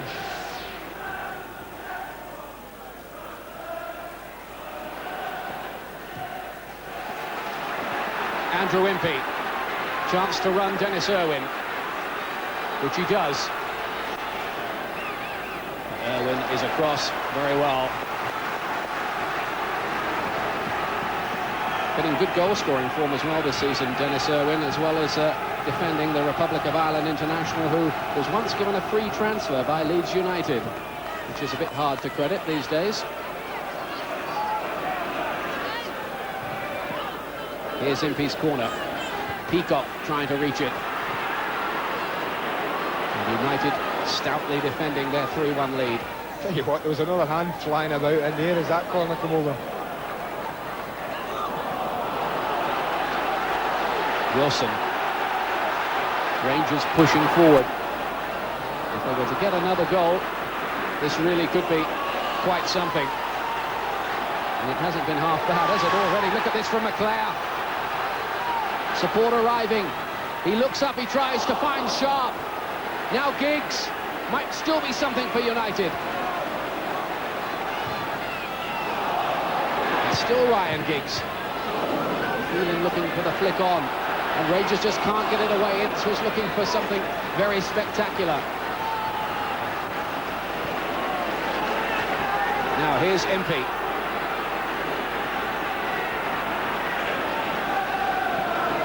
Rangers who've only lost here twice this season, against Liverpool and against Crystal Palace. And Sinton will be disappointed about that. That was a great tackle from big Alan McDonald there as United broke and exposed them again. Brian McClare did ever so well to hold it up and just drift it into Lee Sharp's path, but McDonald was timely with his tackle, and it was so important.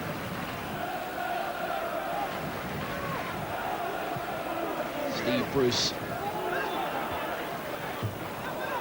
You just wonder whether that third goal by Kanchelskis might have been a killer as far as Queen's Park Rangers were concerned. I don't see many heads drop though. Ian, in all fairness to Queen's Park Rangers, they still seem to me as if they believe they can get back in that, and they're certainly still playing with a pace about their game.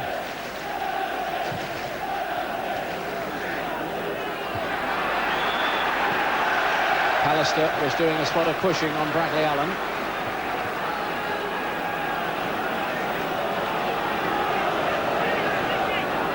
Pallister named as the PFA Player of the Year last season. Bardsley's free kick. Again, it's won by Pallister. Impey. Peacock is trying to close in on it, and Parker did well there to get his body between the ball and Peacock.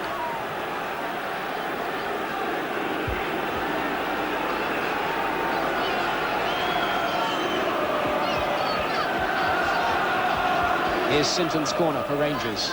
Schmeichel has not got there, but Bruce did. Holloway's cross. Irwin's clearance. Back in by Bardsley.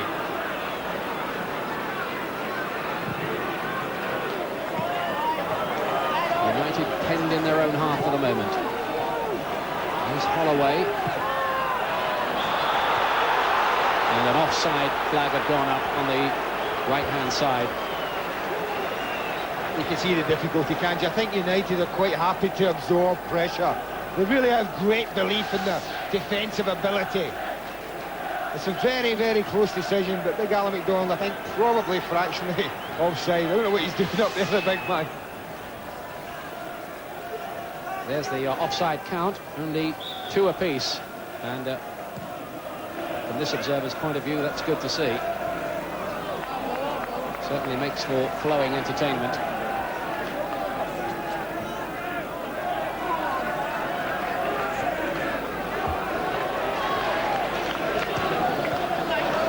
Sharp.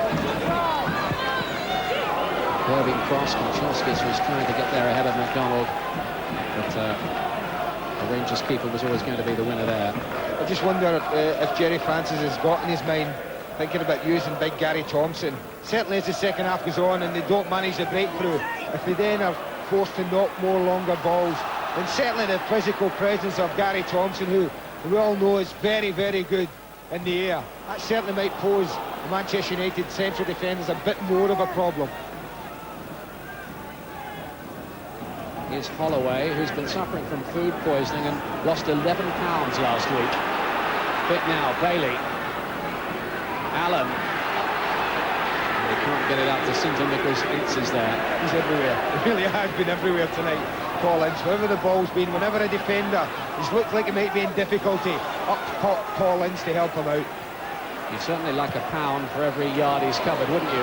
In fact, there's one punter in air who stands to win £65,000 if United win, and imagine what he must be going through at the moment. It's looking good for him. And if you are watching, sir, good luck to you. Rangers have other ideas, though, to deny you of your money.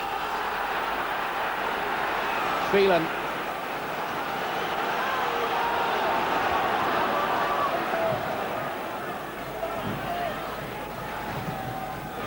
Peacock hits this long.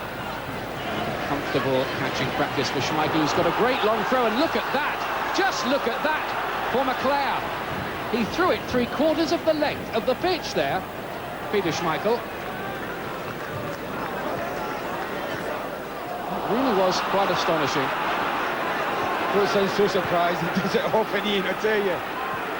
Well, the Rangers Stadium is a bit smaller than most, but he almost set up a goal with the throw directly. Phelan hitting that out wide, and he's taken a knock. It's the one thing that teams are warned about, you know, when you play United, is when the goalkeeper does take crosses and things like that, be very aware, because he's so bright. And as soon as he picks it up, he's looking as far forward as he can to see if his team have got a 1-against-1 or a 2-against-2 situation. We saw him in the dressing rooms beforehand, and he's an absolute giant of a man, isn't he? 6'4" and 14 stone. A very imposing figure.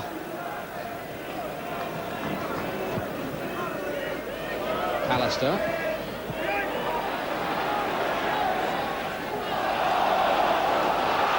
And it is a Rangers throw. United fans behind that goal claiming that went out of play. Linesman didn't agree. Now Wilson.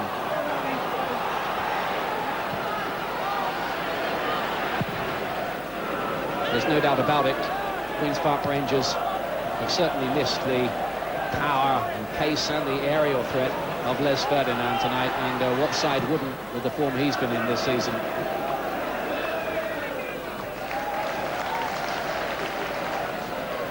And don't forget too, Ray Wilkins out, and Gary Penrice, who'd scored, I think it's 7 goals in the last 10 games.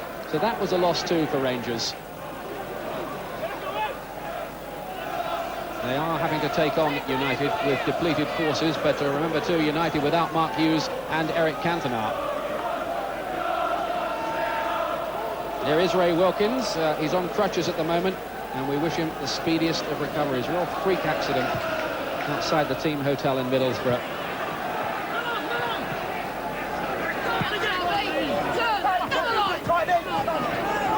Sharp. Does well to keep that in. Impey. That's not the best ball from McDonald. Ince. Ooh, Peacock there nearly fell over and let McClare in behind him, but Wilson was first to react. Queen's Park Rangers 1, Manchester United 3. Kanchelskis, the 1-2 with McClare, didn't quite come off. Beginning to look comfortable at the back now, Manchester United, Ian. You really do feel that something's got to happen for Rangers very shortly.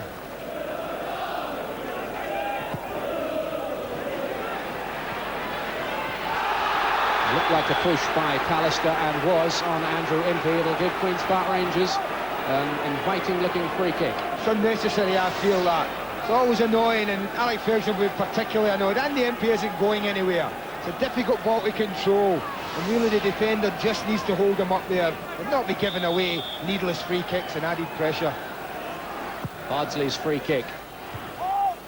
Pallister has won absolutely everything in the air.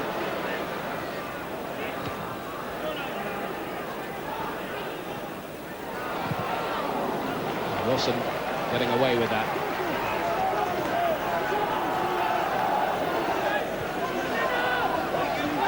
Manchester United once again with terrific support here tonight. We have, I think, 4,500 fans in Scandinavia alone, more than most clubs in the some of the lower divisions have altogether. Here's Rangers with Allen.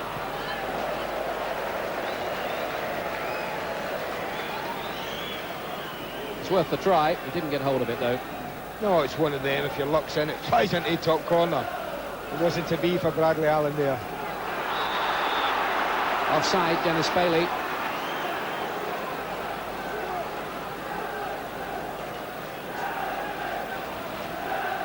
"22 minutes remaining. We are halfway through the second half here. And Manchester United, at the moment, looking commanding.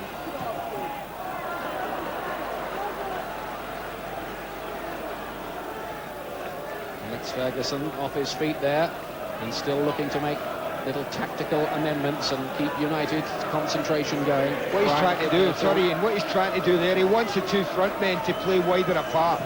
I would suggest he wants McClare and Giggs to play sort of almost by the fullbacks, I would imagine, just inside either fullback.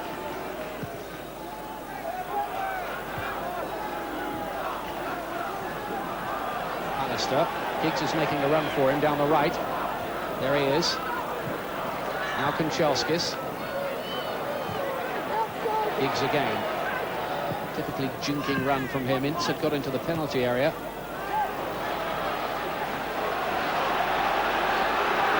Impey plays it wide for Bardsley's overlapping run. If that really is meat and drink for that United defence, Rangers will have to come up with something a wee bit more inventive. They're certainly capable of it at the top of their form. It's funny, but when you're chasing a game the way they are, a lot of players then just start to get a little bit anxious here and knock those long balls. And that's what I do feel that somebody like a Gary Thompson, who they've got there on the side, just might be worth throwing them on for 20 minutes and saying, if we're going to knock crosses and long balls, then let's take a chance. There's certainly some movement in the dugout there, isn't there? You're telepathic, Andy Gray. They're hearing you, I think. That is Gary, yeah. Gary Thompson. Well, Gary Thompson, Jerry Francis did consider playing him, but he felt that with Gary Pallister's aerial ability, it wasn't really a lot of hope, just pumping long, high balls towards Well, they're gambling, Thompson. they really are gambling, because they're taking Darren Peacock off. So a centre-back's going off and a striker's coming on. So Rangers take off a defender to put on the extra forward, 33-year-old Gary Thompson, who really has been around. First made his impression with Coventry back in the late 70s, and it's been a long old road. West Brom, Sheffield Wednesday, Aston Villa, and a few other stops in between as well. Doesn't get very many opportunities. But Rangers clearly feel they need to provide some sort of threat to Pallister. What they might be doing is trying to free Andy Sinton a little bit more to get involved in a sort of free roll. Looks like they've gone three at the back. The two midfield players have stayed in the centre. Dennis Bailey, it looks like they've asked to play wide left, and I would imagine they're going to try and get Andy Sinton free and get him the ball.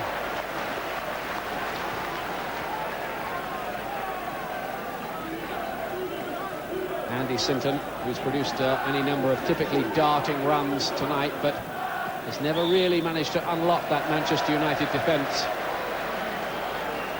And these days, so few teams do. Although Sheffield Wednesday did crack 3 past them on Boxing Day. United preserving their unbeaten record, coming from 3-0 down on that occasion. Now Bruce to Giggs. Look at this. Oh. This young man is a star.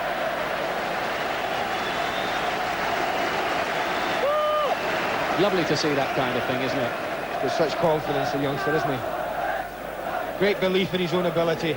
That's so important in football. Here he is again. That's not a bad ball aimed towards Ince.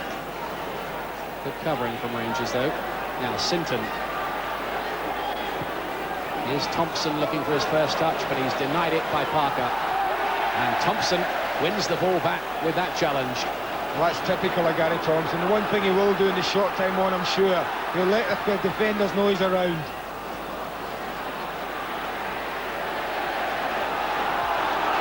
Sinton, Thompson. Sinton again. They still have it. Holloway. Lots of blue and white hoops in the middle.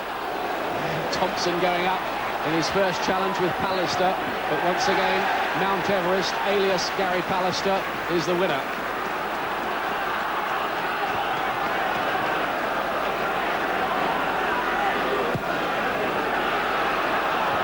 This time it's Bruce who wins it. Now Ince. Giggs is out wide. McClare's on the left. It's Giggs he chooses. Sharp and McClare and Ince all in there, and that took a deflection on the way for a corner. What they're always going to be vulnerable to now, isn't it? As we approach the final part of the game, is this break and the pace of Giggs. You do feel he was always going to cut in on his favoured left foot here. It just sits up a little bit and takes the deflection of a Clive Wilson. United's corner. Sharp to take. Here's Steve Bruce. He's got away. He brings it down as well. That was cool. Pinchowskis. Is he going to find another firecracker?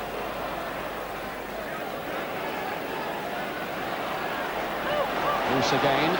United just considering their options. And Bruce was fouled. Went an amazing there, didn't he, Steve Bruce?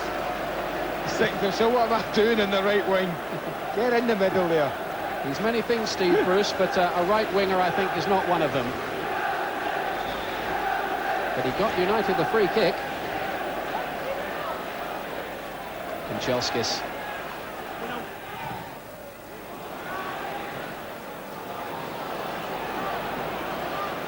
Here is Bailey.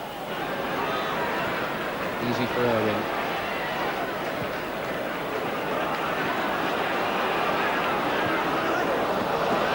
And Rangers are not going to get back into this with balls like that. A little bit of desperation creeping in as well, you sense, from Queen's Park Rangers. Look so confident, Manchester United, really do.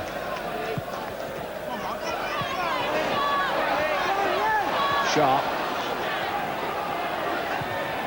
That's good from him. There's a lot of flair in the side as well, isn't there? Well, there's a lot of flair, and if you ally that with the strength and defence that they've got, Ian, then you can understand why they're such a threat this year. Plus the fact that all these so-called flair players that Manchester United have got, they don't have to work hard for the rest of the side when they haven't got the ball. I must say the blend does look good. Having said that, so did Villa's yesterday. They meet, by the way, on March the 14th at Old Trafford. It'll be on Sky Sports. Don't worry about that. Here's Bruce with the header. Falls back to him again, does it? No, not quite, because Thompson was back there.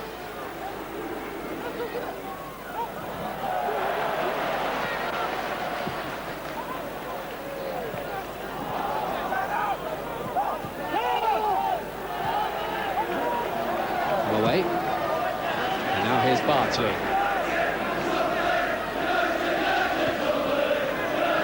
And now the chant from the travelling Manchester United fans is United top of the league, which they certainly will be if they hold on to this. Irwin was looking for the early ball. Giggs was far post, but not quite. I think what's so good about this performance at the moment from United is even at 3-1 approaching, coming up to the last 10 minutes, they still want to go forward, looking for more goals. Let's have a look at some of the football coming up on Sky Sports. Tomorrow, Cardiff against Swansea in the Autoglass Trophy. That's a very important game down in South Wales, I can tell you. Bristol Rovers v Villa in the FA Cup. Big Mal and Big Ron, of course, revisited. And Coventry and Oldham in the Premier League live this Saturday at 5 o'clock. Unusual time, make a date for that, 5 p.m. for Coventry and Oldham.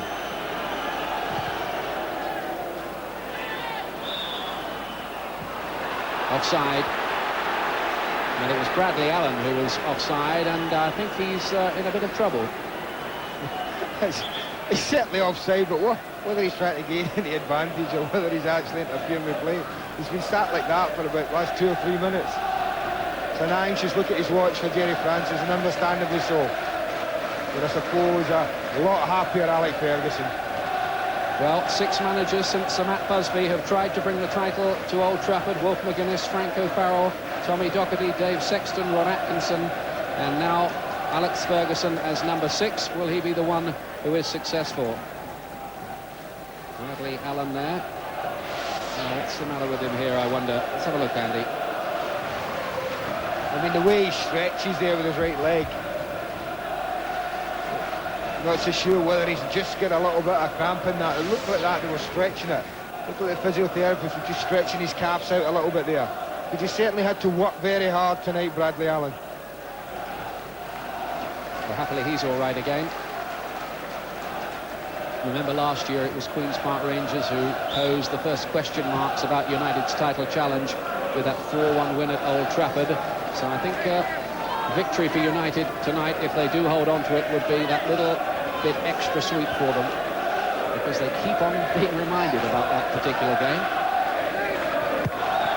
I think, to be fair, it was that fixture pile-up they had at the end that was more the problem for them. 4 games in 9 days and only 1 point from it. Not to mention the form of Leeds United, of course. Well, if you're going to be successful, Ian, you also have to cope with that sort of pressures.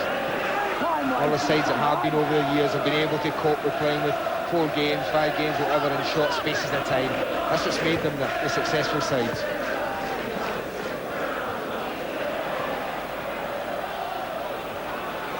it's been an interesting test of United tonight, without Cantona, without Hughes, and the men who've come in have done well for them, and this is one of them, Kanchelskis. Giggs is in the middle, he's going on his own with the left foot this time. He's looked vulnerable tonight, Clive Wilson, whenever anyone has cut in on the inside and taken him on his right side. He's also obviously happier, Clive Wilson, when people are taking him on the outside and he's left. But anyone who's cut in tonight has earned himself a little bit of space.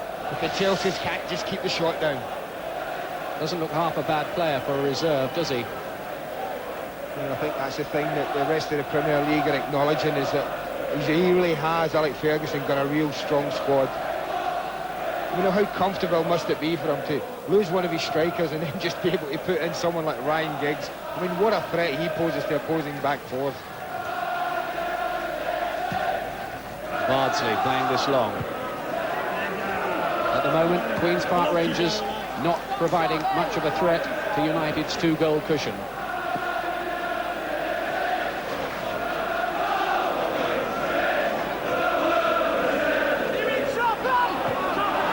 Knocked on by Thompson, then Bailey to Impey. This is more promising for Queen's Park Rangers.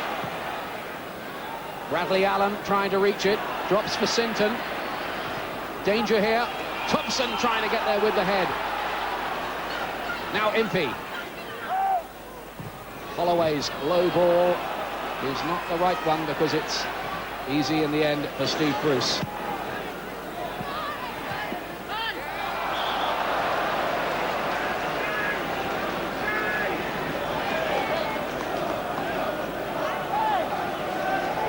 Keep going on about Manchester United never winning the championship in the last quarter of a century, but they have finished in the top 4 for 6 of the last 10 seasons. That is pretty consistent, and no less, mind you, than their faithful would expect, given the size and prestige of the club.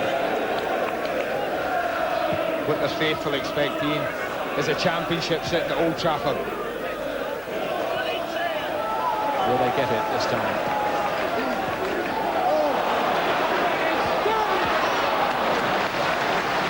Ballings doesn't succeed there, but he's succeeded in most other things he's tried tonight, including one spectacular goal, which, as Richard Keys so rightly said at half-time, had a shade of the Dennis Law about it. Leclerc. Now Kanchelskis. Parker's making an overlapping run. Bruce opts for the safety route.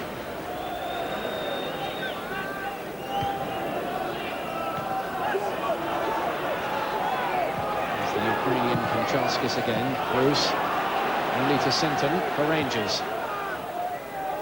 Bailey. Allen. And too tight. Sharp had read it. That's what I mean. That's a little example, Ian, of the work that the so-called quality players, or flair players, put in this side. Late on in the game, strolling 3-1 up, 5 minutes to go, and Sharp was back there in his own box helping his defenders. But once Pallister doesn't win it in the air, but Irwin was behind him.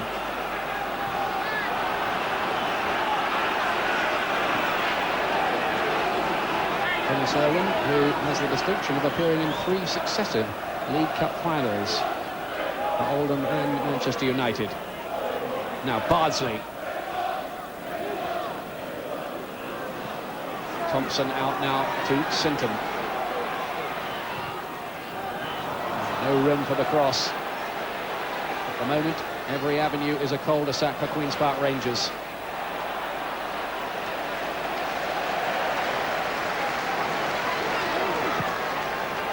And that's a nice ball for Kanchelskis, who uses his pace again. Leclerc arriving on the far post, and here's Giggs on the near post. Well, I thought he was just going to pull the trigger there, Ryan Giggs, as Andre Kanchelskis rolled it across the box to him. See it here, he slides it across the foot, he's just going to pull the trigger. Decides to take it wide, and it just closes out on him.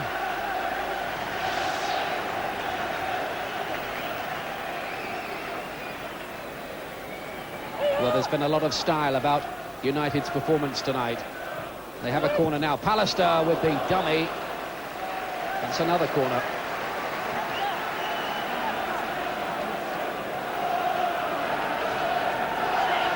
It's beginning to look like a happy trip back up the M1 and the M6 for Manchester United tonight. Here's Steve Bruce, beaten in the air by big Gary Thompson. Well, I'll be quite happy to see this, Alec Ferguson. 2 or 3 corners the last 5 minutes, keeps the ball well away from United's goal. And they'll just take as much time up here as they possibly can.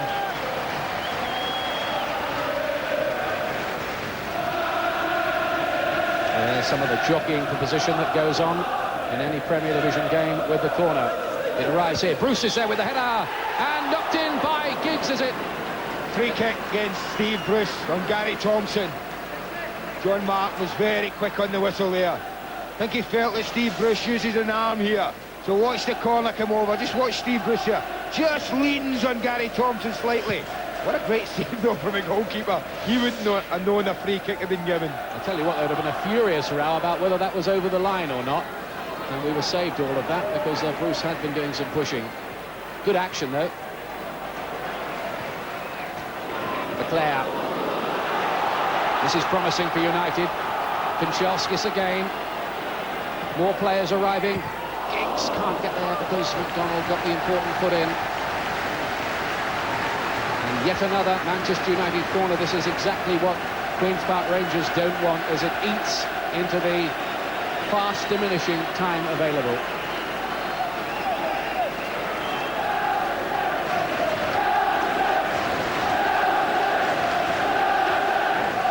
United not getting very many men forward this time. Ooh, Roberts there has given it to Bruce. Steve Bruce.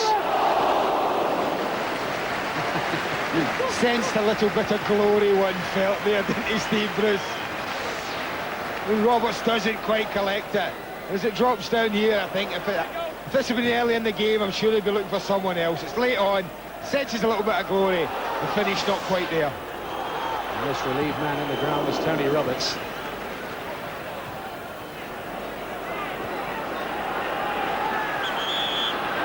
Pushing by Irwin, free kick, Rangers.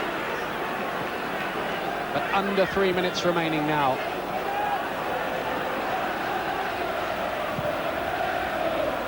Bardsley, it was away by Parker.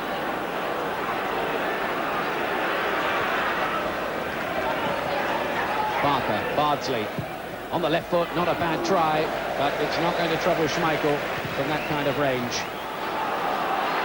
Here's McLeod. 2-on-2. Giggs. Kanchelskis making a run. Holloway is back, and the linesman's flag went up for pushing by Kanchelskis, I think. I'm not so sure I agree with the linesman in that situation. Ref had a great view of it though, so he must have done. Thompson. Can Rangers produce some late drama? Time is very, very tight indeed now. Oh, play on, says the referee. Perhaps a little surprisingly. John Martin, the 53-year-old referee, has had a pretty good game.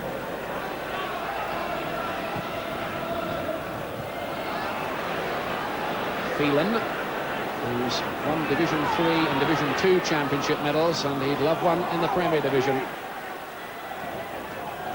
His previous medals in his Burnley and Norwich days.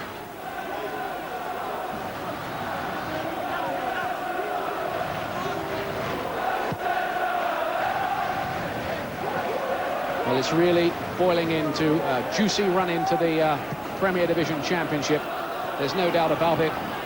Villa turned on the style yesterday, and Manchester United, fair to say, have done that away from home tonight to return to the top.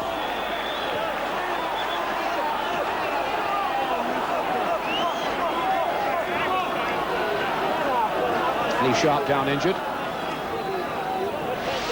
Well, I said Gary Thompson would let a few defenders know he was around, but he's obviously decided he's going to let 1 or 2 formers know he's around as well. Lee Sharp, what a bargain United got when they paid Torquay £100,000 for him. He would be worth, I would think, what, 30, 40 times that in the currently inflated market. Well, I can't quite work that out, but when it comes to money, I'll bow to your vast knowledge on that. I should be so lucky.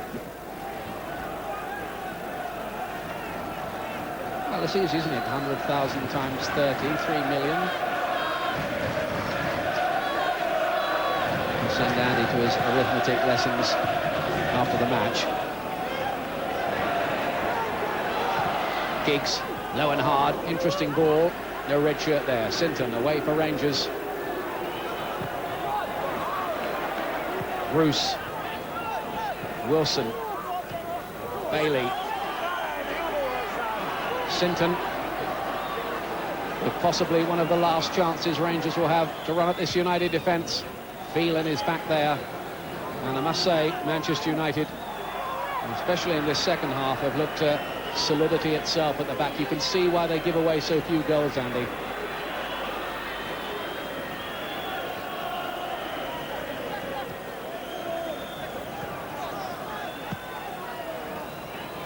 United fans have already started whistling for time. Rangers trying to come forward again. And another counter-attack is on here. Ince, look at this for a run late in the game. And he's already covered every blade of grass. Paul Ince, it's a bit early to talk about it, but he would be, I think, an early contender, or certainly on any shortlist for Footballer of the Year, Player of the Year titles.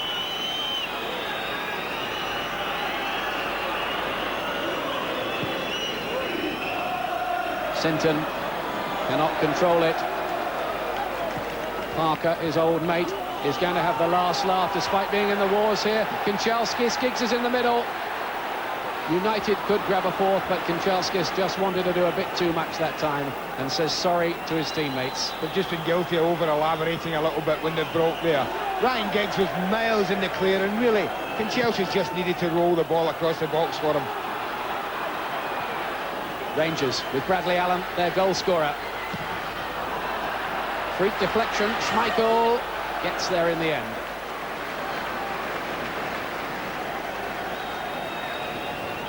Over 2 minutes now into injury time. It looks like the game's up for QPR, Andy. And it looks like we're going to get the third leader of the Premier League this weekend. Just underlining what a fascinating title race this is. Norwich were top on Saturday night. Aston Villa were top last night. Manchester United are going to be top after this. 3 leaders in 3 days. Leclerc's chasing this one. The one-foot's McDonald. Here's Kanchelskis. This might be number 4. Kanchelskis. Now he had Giggs in the middle, and Giggs wanted that ball, and Kanchelskis went it alone. But it won't matter. Manchester United are top of the Premier League. It's been another very good night for Alex Ferguson and his assistant Brian Kidd, and Jerry Francis shakes hands despite their arguments and exchange of words in the first half. There are certainly some shaking hands. I'm not quite sure whether Jerry Francis actually shook hands with Alex Ferguson. Paul Ince, certainly contender for man of the match. Ryan Giggs, who scored the second goal with some aplomb. Cool lob. Kanchelskis, the third, which maybe broke Queen's Park Rangers' hearts. Low, hard, drilled finish. And Queen's Park Rangers now overtake Aston Villa on goal difference at the top. There's your check. That crowd at the bottom there, not quite Rangers' biggest of the season, but very healthy over the 20,000 mark on a winter's night. Ince, Giggs and Kanchelskis scoring for Manchester United, and Bradley Allen with a sharply taken effort for Queen's Park Rangers. But I think no disputing the fact that Manchester United were very worthy winners here tonight, and they looked what they are, very, very real championship contenders. And Steve Bruce, the Manchester United captain, is talking now to Nick Collins. Well, I've got Steve Bruce here and, of course, Paul Ince, the man who started it all off. First of all to you, Steve, how important is that win tonight? Well, with the results yesterday, and obviously the Norwich result, it was important that we came away, and we knew it was going to be difficult. But all credit to the lads. We've come out and with 2 strikers have had to go off, but we've still scored 3 goals away from home, which was good stuff for us. I was going to say, you did it the hard way. Paul, your goal that started it off, you must have been terrifically pleased with that. Oh yes, definitely. Before the game, the manager shook me hand and said all the best.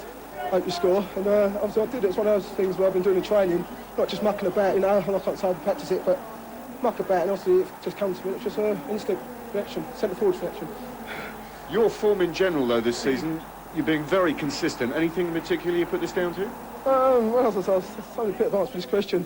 And obviously it's about having my baby boy Thomas, and my wife Claire, married man, so obviously it matures you, and you don't spend so much time arguing with referees, and it's obviously it's improved.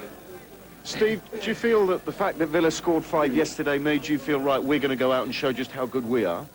Well, I mean, we knew we had to come away and get a result, obviously, after that result. And as I said, all credit to the lads. They've produced a good performance, and it's never going to be easy coming here.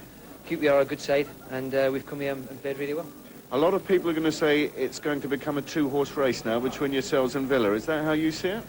No, I don't think so. There's 4 or 5 clubs still there. I mean, for us, I mean, we're just got to keep, I mean, it's a terrible cliche, but just keep playing, take every game as it comes, and hopefully learn one lesson from last year. One last thought, Paul. After the experiences of last year and coming so close and not doing it, do you think this side is better equipped? No, I mean, it's more just the same as team, really. I think that obviously we've got Cannon now back with us, so I think if the situation arises again, that we won't bottle it. And one last thought from you, Steve. It just showed tonight the kind of squad you've got. Eric Cantona injured, Mark Hughes having to go off, yet you still win 3-1 away against one of your rivals. Well, I think that's what it's all about. It's all about having a good squad. We've got a really good squad, a young squad. There's some exciting talent here. And I'm the old age pensioner, I know. Thanks very much. Well, thank you very much to the pair of you. Well played tonight. Thank you. Plenty of smiles from Manchester United tonight. They've won by 3 goals to 1. They go back on top of the Premier League. In a moment, the thoughts of Kenny Dalglish and George Best. That's next on the Monday Night Football.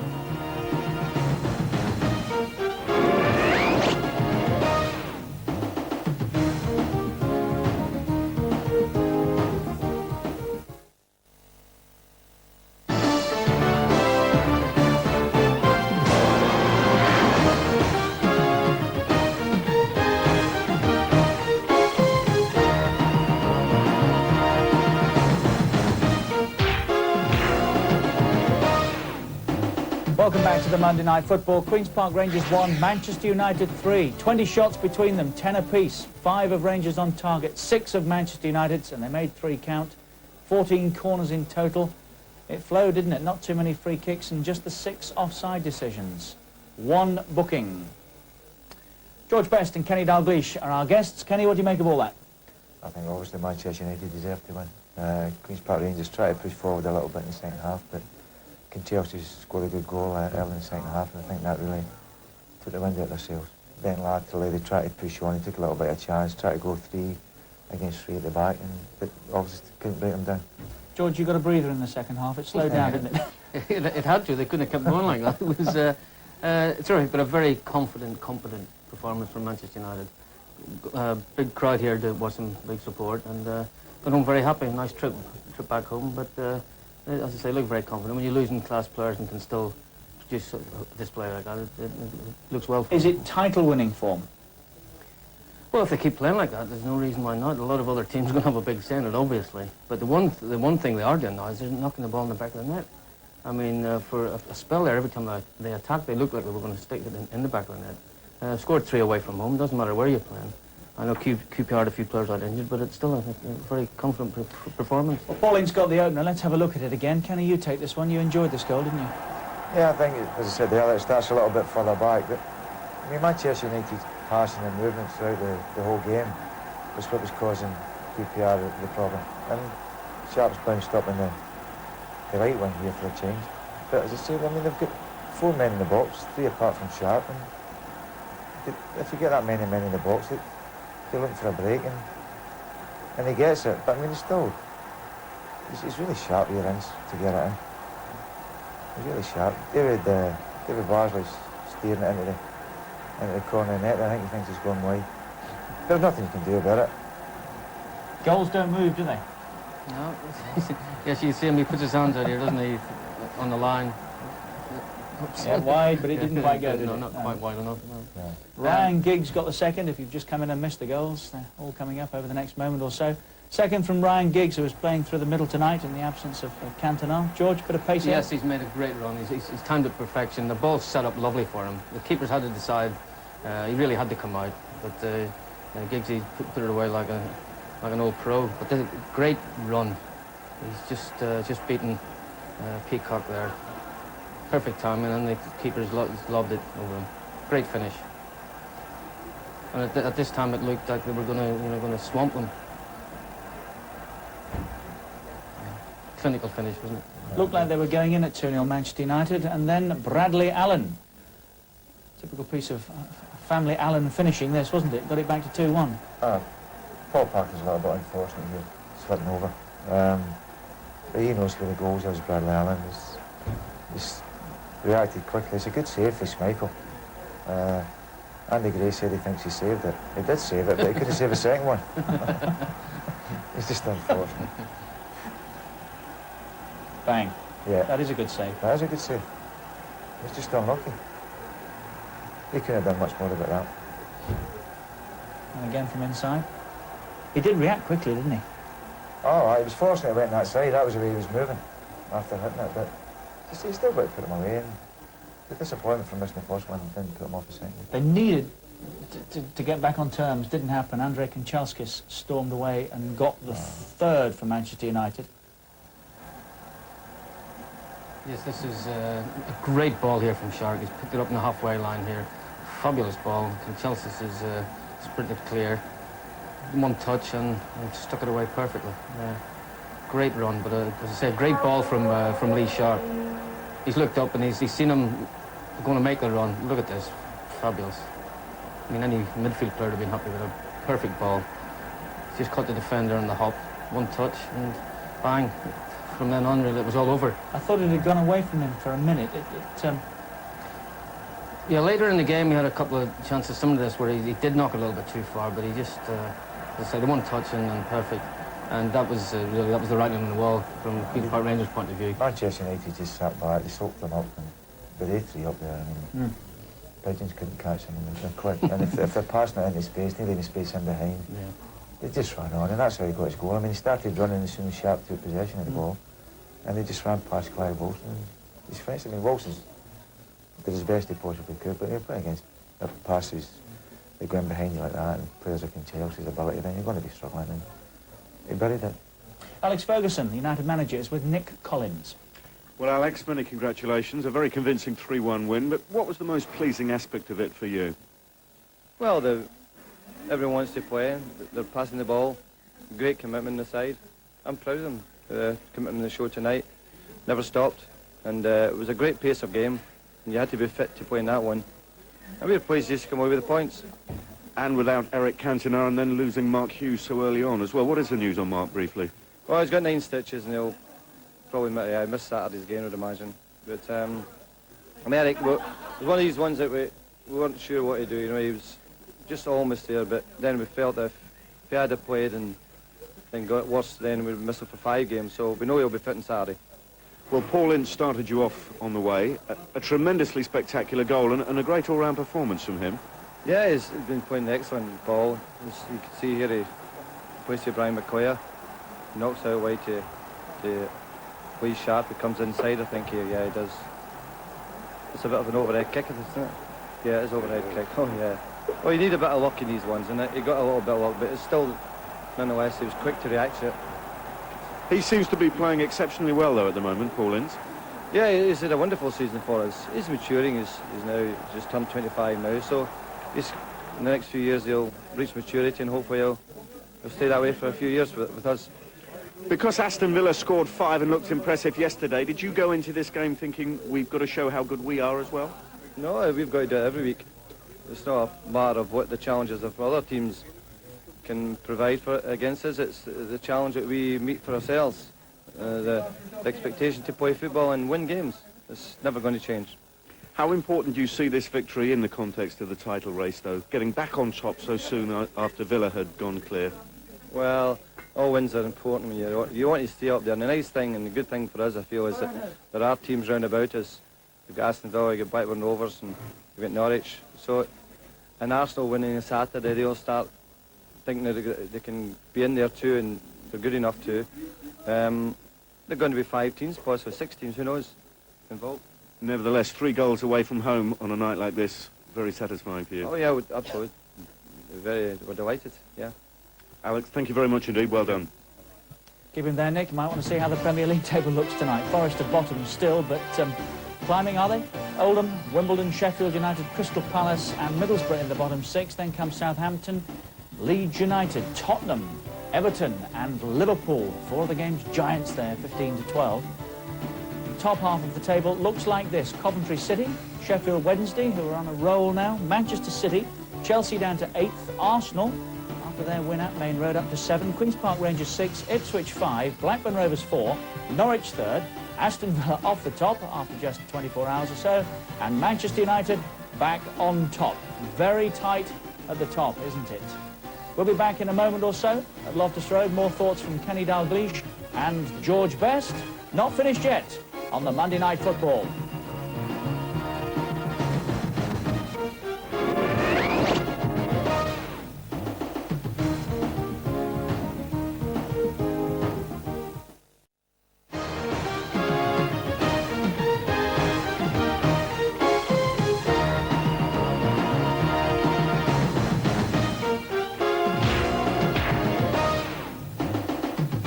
Welcome back. Queen's Park Rangers 1, Manchester United 3 at the Rangers Stadium tonight. Now let's get some opinions of the people that really matter, those who come through the gates outside again. I thought the team selection was very poor, mate. Brevitt should have been playing. Clive Wilson is great going forward, but Kanchelski's too much pace, and he slaughtered him, really. Midfield, Barker, Holloway, never worked. Wilson in there would have been much better. Perhaps, as we were saying before, Thompson up front instead of Bailey, a bit more height.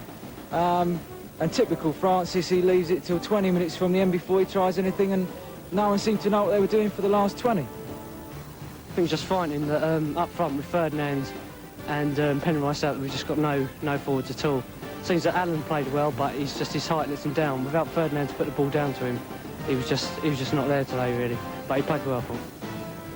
Well, half the team out, we were never going to do it tonight. Never going to do it. We never had nothing up front. Nothing at all. No firepower, nothing. Coming down here today thinking we may just get a draw, and then we go and we beat them like that. It was a brilliant game.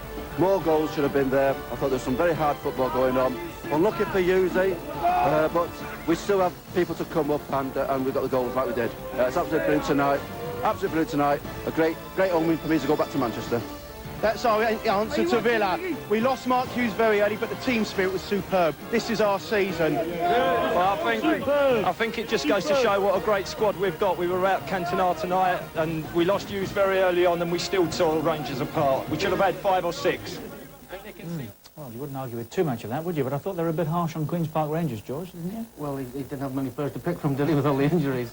I think he steamed in. He must have been a newspaper reporter, that fellow. I don't think he's related to Jerry Francis, anyway. None. What about the title chase? There are 4 or 5, maybe 6, we heard Alex Ferguson say, pitching in. Blackburn Rovers are one of them. You happy with the way things are going? Delighted. The lads have done tremendously well, and their attitude and their commitment, we couldn't have asked for more. They've got themselves in a nice position in the 3 tournaments, and we're just looking forward to building that. But as has been stressed a few times tonight, the important thing is that it's the quality of the squad that you have at your disposal. We're reasonably happy with what we've got at the moment, but if there's anybody comes along, we think it's going to improve it. We're one of the few, if not the only one, that can go in and take what we want. That's what we need, and that's what we want to go for. So if they're available, you'll go out and buy them then, will you? If Uncle Jack gives us permission, we'll go out and buy them. Anything about your season so far surprised you? I was surprised tonight when I said Ian Holloway had a broken leg and it's Gary Penrice. I thought despite that Ian Holloway did quite well. No, there's no. The players last year were, although we've changed a few, were magnificent. They responded to everything that was asked of them. They gave it a go, and that's all you can ask. You can only ask them to be honest and straightforward with you and give that back in return. And we've had a reward for it, but we've had our reward only because of the efforts of the players, and and because we've got a magnificent benefactor. George, Manchester United, let's come back to United. We're talking tomorrow night on the Footballers' Football Show, incidentally, with Ray Wilkins, Joe Jordan, Dennis Law and the chairman, Martin Edwards, posing the question, how good are United? Start us off, in your opinion. Very good, I think. I think it's the best chance they've had. I know last year a lot of people say they threw it away, and they probably did. They handed it really to Leeds when they looked almost certain. And a few years back when Big Ron was in charge, I think they won the first 10 games, and they were talking about that being their year. But everyone's already said it. Their squad looks like it's the strongest they've had for a long, long time. To be able to bring players of the quality that they can on, and they've got a great squad of young players as well, which is very important for the future of their club. So everything looks rosy. They've got a nice home cup tie as well coming up. So things are really rolling for them. If you were Alex Ferguson, who would you be looking over your shoulder at? Where are the dangers in your opinion? Oh, there's more than half a dozen. There's 10 or 11 who've hit a little bit of run. I mean, Kenny's side are doing tremendously well. A big blow to them losing Shearer for whatever length of time it is, but they still... How it, by the way? I don't know, we'll get one of the oxygen machines, see what happens with that. You're going to stick them with the machine. The great machine. Helped Holloway. So there are more than 6 in your opinion? Oh yeah, anybody. I mean, it's still wide open. It's great to see United, you know, as still a big fan at the top, but it's still some tough games coming up, and a lot of teams, you know, taking points off each other. So it's still going to be very, very tight. I think the important thing is you concern yourself with yourself and go on with that, which is a lot easier said than done in many cases. Anybody else wants to help you along the way, you take the help. But you've certainly got to do your homework first, because that's what you're going to gain from. Time to go. Enjoyed your company, both of you. Thank you very much indeed, George Enjoyed Best the and Kenny Dalglish. See you shortly. Got to go because Eddie and Steve are waiting, but coming up on Sky Sports over the next few days. Tonight, immediately at 11 o'clock, international cricket. Highlights of the match between India and England. If you missed it earlier, you must watch tonight. The Monday Night Football Extra tomorrow at 7 o'clock. Cardiff City against Swansea City, big Welsh derby, Autoglass Trophy, second round match, 7 o'clock start. Footballers' Football Show at 10 o'clock, I mentioned that. How good are Manchester United? Dennis Law, Joe Jordan, Ray Wilkins and the chairman, Martin Edwards. The Club Show Wednesday features Wimbledon, 6:30 start for that one. Wednesday at 7, FA Cup third round replay. Live this, Bristol Rovers against Aston Villa from Twerton Park. Big Mal and Big Ron go head to head again. Thursday, 3:15 in the morning, second of the one-day internationals, India against England. No idea where that's being played, India. The Boot Room, 8:30 Thursday. Andy Gray and Alan Brazil this week. Sky Soccer Weekend, 6 o'clock and 11:30, all the big match previews. Sports Saturday, 5 hours of top-class entertainment. Paul Dempsey and Sue Barker are the hosts. An extra at 4:55 on Saturday afternoon. Join us, Coventry City and Oldham Athletic, live, FA Premier League action. Followed by FA Cup fourth round highlights, including the match between Crewe Alexandra and Blackburn Rovers. Sunday at 6:30, this is live too and exclusive to Sky Sports, the FA Cup fifth round draw. Monday Night Football, Arsenal against Leeds United. That from the fourth round of the FA Cup is a week tonight. We promised you the best sport when you join the Sky Sports Club. I think we're producing it, aren't we? Thanks very much for your company. See you next time around. Bye-bye from all of us.